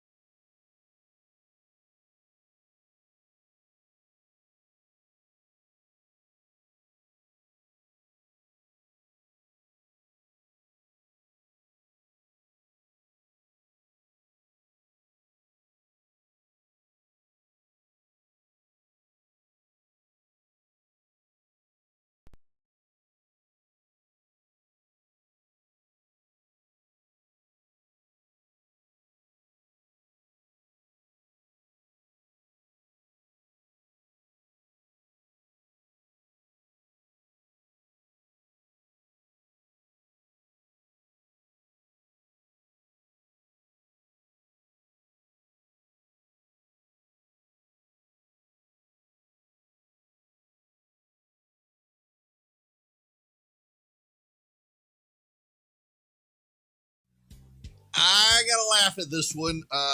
Brian Stelter, he is the reliable sources host on CNN.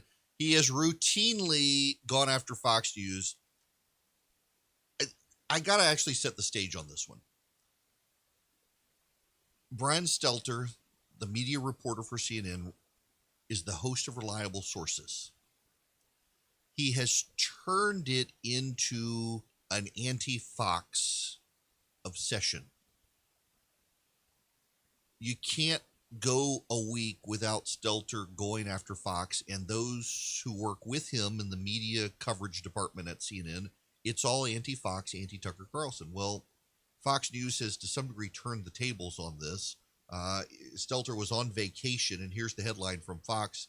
Stelter returns from vacation to host lowest rated reliable sources of the year. And then the subtitle, show performed better with replacement host John Avalon. Stelter's program averaged only 810,000 viewers, with a dismal 163,000 among key demographics of adults 25 to 54 on May 2nd for its worst performance of the year. To make matters worse for Stelter, his own show performed better last week when replacement host John Avalon filled in.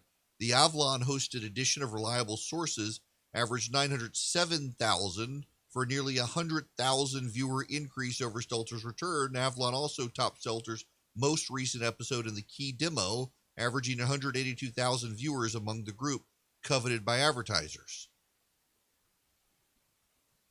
Now, here's part of the problem. You live by Trump, you die by Trump, and Stelter has made his entire show about Trump and Fox News. And it's gotten highly predictable, I do have to say. You know, every week there's going to be something about an obsession about Republicans, an obsession about Trump, and an obsession about Fox News. And he's going to steer conversations to liberal pundits about those topics. It's just become very predictable.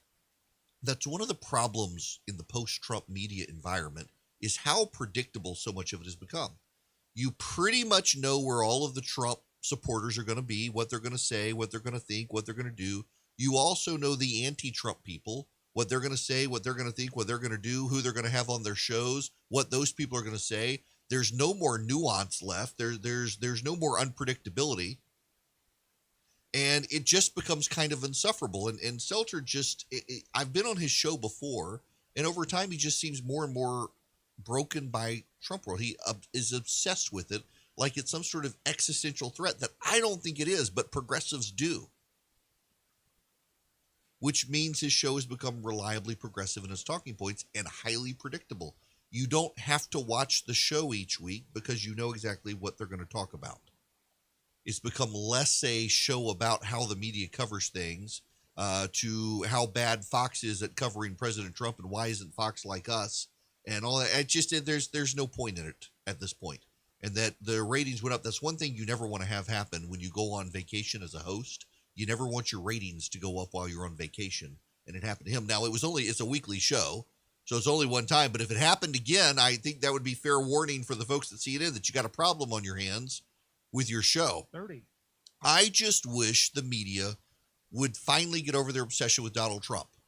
They don't want him back on Facebook, but secretly they kind of do because that's all they got to talk about. Every story. It's like the media's Liz Cheney obsession is actually an obsession with Donald Trump, not Liz Cheney. And it's highly predictable at this point, and it's getting kind of boring.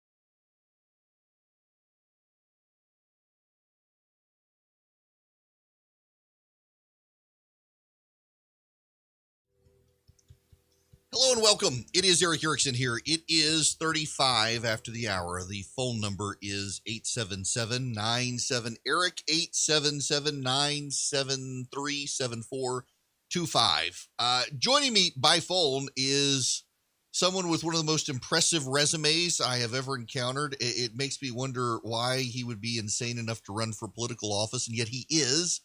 Jack White, how are you? I'm doing well, Eric, and thanks for having me. I honest to goodness, I look at this as like you're gonna run for attorney general in Virginia and go through this process when, I mean, I realize you could do a lot of good for Virginia, but do you really want to go through this?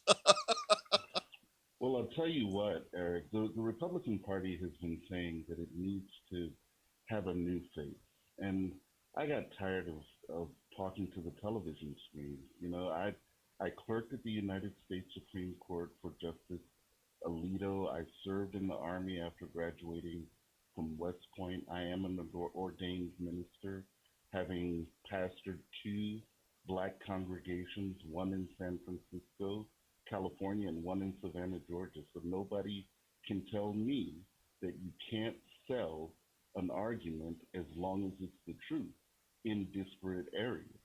And so look, instead of sitting there and talking to the TV, I'm jumping in this race. Now, the reason is because Virginia in particular needs new representation. Amen to that. So Tim Scott cannot be the only person out there saying that America is not a racist country.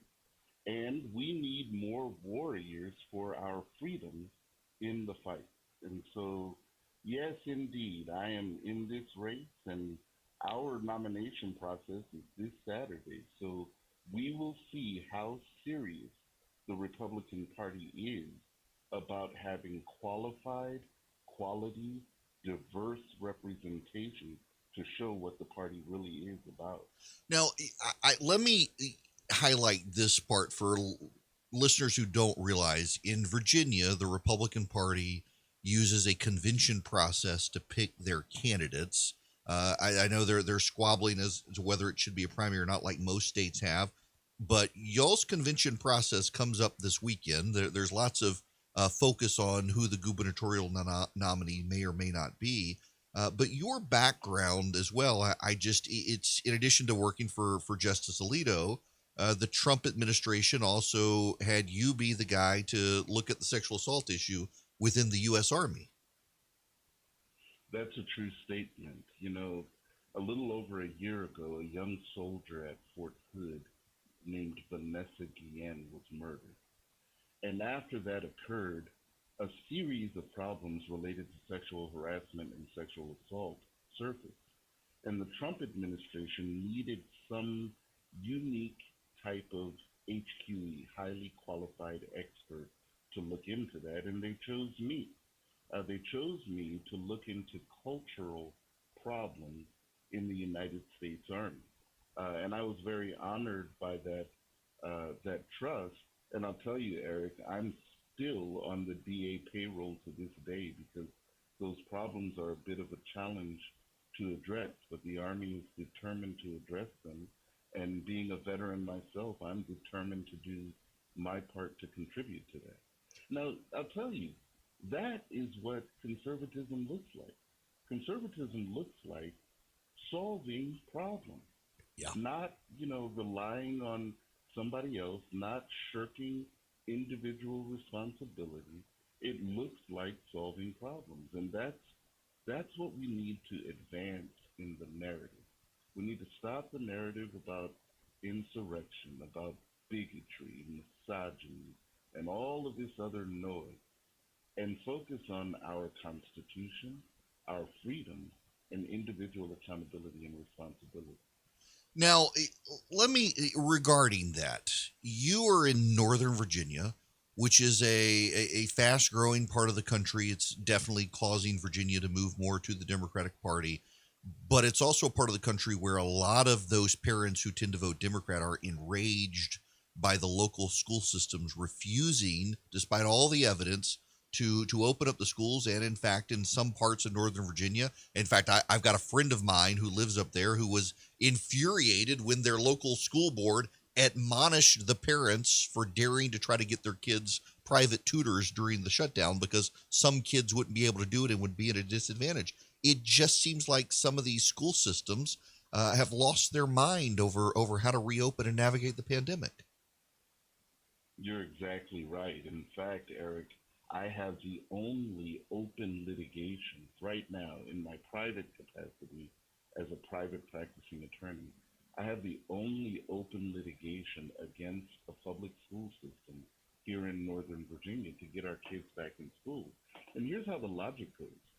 The Virginia State Constitution, you know, as a condition of being readmitted back into the Union after the Civil War, the Virginia State Constitution precludes the Commonwealth from having disparities in public education. Then fast forward a few years, and Virginia declared that as a matter of statute, the schools must provide high-quality education. Shortly thereafter, the Virginia State Supreme Court declared that education is a fundamental right. Now, taken together, that means that any time the delivery of education services is diminished, it must be done through the least restrictive means. And Eric, when the CDC and the Virginia Department of Health both say that right now the safest place for kids to be is in school, distance learning is not the least restrictive means for delivering high quality education. So we're suing for a declaration that this is not high quality education, and our students, our kids, deserve better. This hits home for me too, because I'm a parent, and I had to move, my wife and I had to move our children out of public schools into private schools because of the ineptitude that the public school system demonstrated in delivering education services. We can do better, and I need to stop doing it just in my private capacity and just for me and my family, but I want to advocate on these types of issues for the people of the entire Commonwealth of Virginia. Now, with the demographic trends in Virginia, particularly the shifting anchor that becomes Northern Virginia, I get from a lot of my friends who live in Virginia. My sister and her husband used to live in Portsmouth for years because he was in the Navy, and they were there for some of these shifts that the state seems almost out of grasp for Republicans these days. It seems almost wishful thinking for Republicans to be able to win statewide there now. What sets you apart and makes you think you'll be able to do it? Well, first off, I don't necessarily accept the premise because I've been all over the Commonwealth and even here in Northern Virginia. You know, I have a tradition, and I don't know if your listeners know, but I'm a black man, and I have a tradition with my son, who is 12 years old. I take him to an old school barber shop. And in the barber shop, when all of us are talking about issues, to an issue, that community of black men is more conservative, Eric, than their vote. The problem is conservatives have been inadequate to the task of messaging what conservatism is about to an audience that is at their core more conservative than their vote. I'll give you an example. You remember during the pandemic, the skepticism that the black community in America had regarding receiving the COVID vaccine. Why? Because there is a historic and reasonable mistrust of government. Now, if you mistrust government with a vaccine or otherwise, then why would you vote for an administration whose raison d'etre, whose reason for being is to expand the role of government in your life? It's inconsistent. And we as a party, Republicans and conservatives, we need to message that better to a broader swath of the electorate to show that the Democrat Party and the Democrat agenda does not necessarily have the best interests of the entire electorate in mind. You know, there is a soft bigotry of low expectations that is extraordinarily pervasive. School closures during this pandemic is effectively the resegregation of our schools, whereas Brown versus Board of Education dealt with segregation by geography, by race. Now we're segregating in the same school system by socioeconomic capabilities.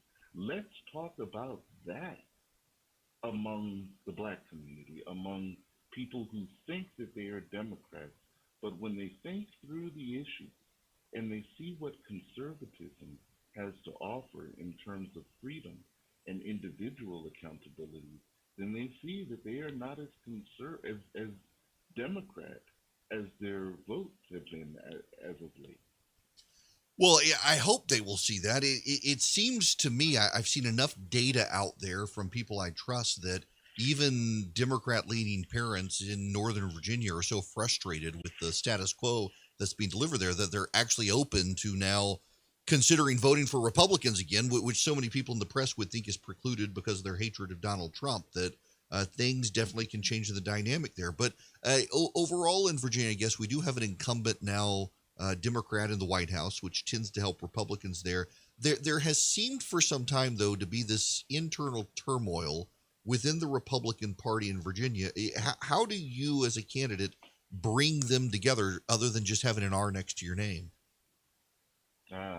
It's so much more than that. It's so much more than just being a Republican. It is conservative. I'll give you a great example of what conservatism is about. In my office, Eric, I have a set of keys up on the wall. Now, here's the reason I have those keys. Years ago, I visited Philadelphia, and it was shortly after there was an excavation right next to the original White House. And what they found was old slave quarters that were there. And in the excavation, they found a set of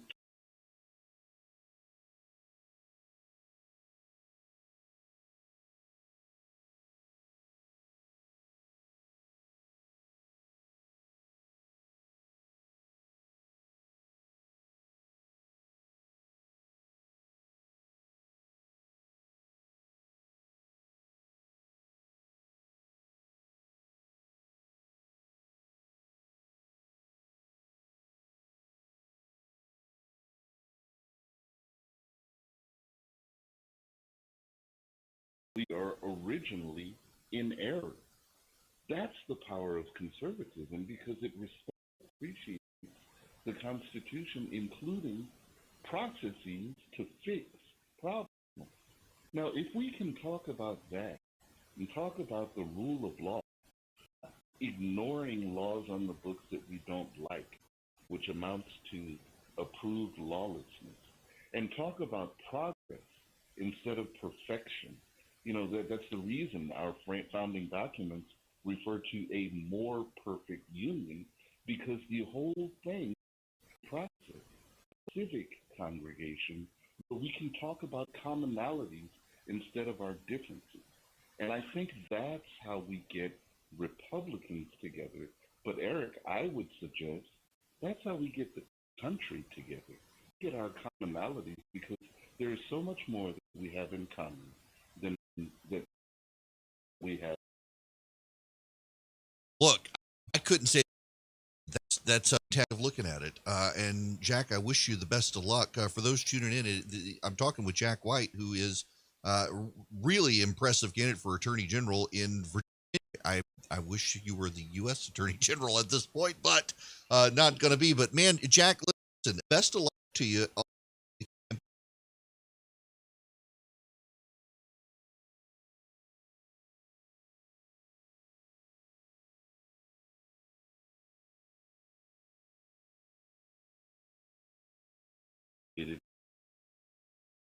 More about, feel free to visit me at votejackwhite.com.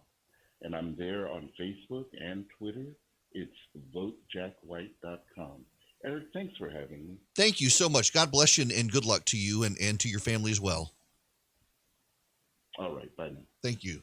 Jack White, candidate, the Commonwealth of Virginia. You know, my Virginia friends point that out regularly. It's the Commonwealth of Virginia. And Jack White, let me give you again Jack's resume. He was a law clerk for Sam Alito. He's a West Point grad, Pepperdine Law School grad. He was chosen by Donald Trump to review the sexual assault and harassment allegations within the U.S. Army. He's in private practice in Northern Virginia. He's also pastored 2 churches, one in San Francisco, California, another in Savannah, Georgia. And he was the head of the Christian Legal Society when he was at Pepperdine Law School as well. Super, super guy who lives his faith out in public. Delighted to have him by, and good luck to him. The Virginia convention process for the GOP is always insane. Hopefully he'll make it through. Want to be on the show? Call Eric now.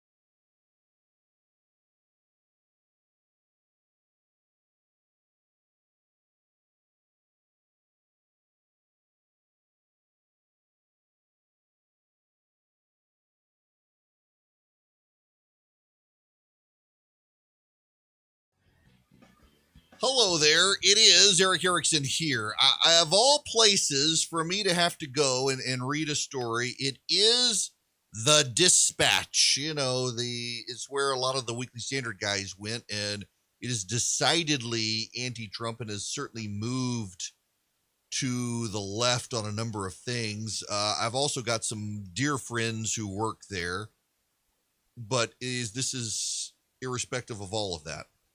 This is a really good piece from Desmond Lockman. He's a resident fellow at the American Enterprise Institute. President Biden's guiding principle on federal budgeting appears to be that it is better to go too big than too small. Taking this idea to an extreme, as he is now doing, will cost the country dearly by weighing down long-term economic performance. It will also likely cost the Democrats next year's midterm elections. Following the 2008 housing and credit market bust, the U.S. experienced its lowest economic recovery on record. The key lesson that Biden appears to have drawn from that experience is that President Obama's $800 billion stimulus, the 2009 American Recovery and Reinvestment Act, was too timid for the task. If only Obama had acted more boldly, so the argument goes, the country would have recovered more rapidly from what was up to then its deepest post-war economic recession. 12 years later, whatever Biden's faults, budget timidity in response to the pandemic is not one of them. Having rushed through Congress a $1.9 trillion COVID rescue plan in March, he's now proposed a poorly funded jobs plan and a families plan, both of which have price tags close to $2 trillion. These outside proposals come close on the heels of the $900 billion COVID package Congress passed last December under President Trump. The danger of the outsized Biden budget stimulus is that it can soon lead to an overheated economy and intensify the current upward price pressure. After all, the estimated 2021 fiscal stimulus is 4 times the size of the estimated gap between the economy's current level and that which it could potentially reach at full employment. Whereas the 2021 fiscal stimulus will be around 13% of GDP, the nonpartisan Congressional Budget Office estimates the so-called output gap is currently only about 3%. All of this is to say, the Biden administration will dump more money into the economy than the economy needs, and that will spark inflation. And he's there. This isn't wrong. This is actually going to happen. And it's one of those problems where when you start dumping money in and you heat up the economy, you're going to cause problems. Again, this is from Desmond Lockman. If inflation does accelerate later this year, the Federal Reserve will have little option but to raise interest rates in order to meet its price stability mandate. Rising interest rates in turn could very well cause the current equity and housing market bubbles to collapse. All of this suggests we're now on the course for a very strong economic boom in 2021 with a nasty hangover in 2022. This would be particularly unfortunate for the economically vulnerable part of the population Biden purports to want to help. It's not just Desmond Lockman who leans right of center. It's advisors to President Biden starting to raise the warning flags that we've got inflation on the horizon. If inflation goes up, interest rates go up. That includes interest rates on the national debt, which means Congress has to spend more available cash to pay down the debt under the full faith and credit clause of the Constitution, which means there's less available money to spend for other programs, which means everything else slows down, which means we head into a recession, which means taxes go up, which prolongs the recession. This is readily foreseeable to everyone except for the progressives who literally have decided, based on new economic schemes, that deficits and debt don't matter and inflation is a thing of the past. Right.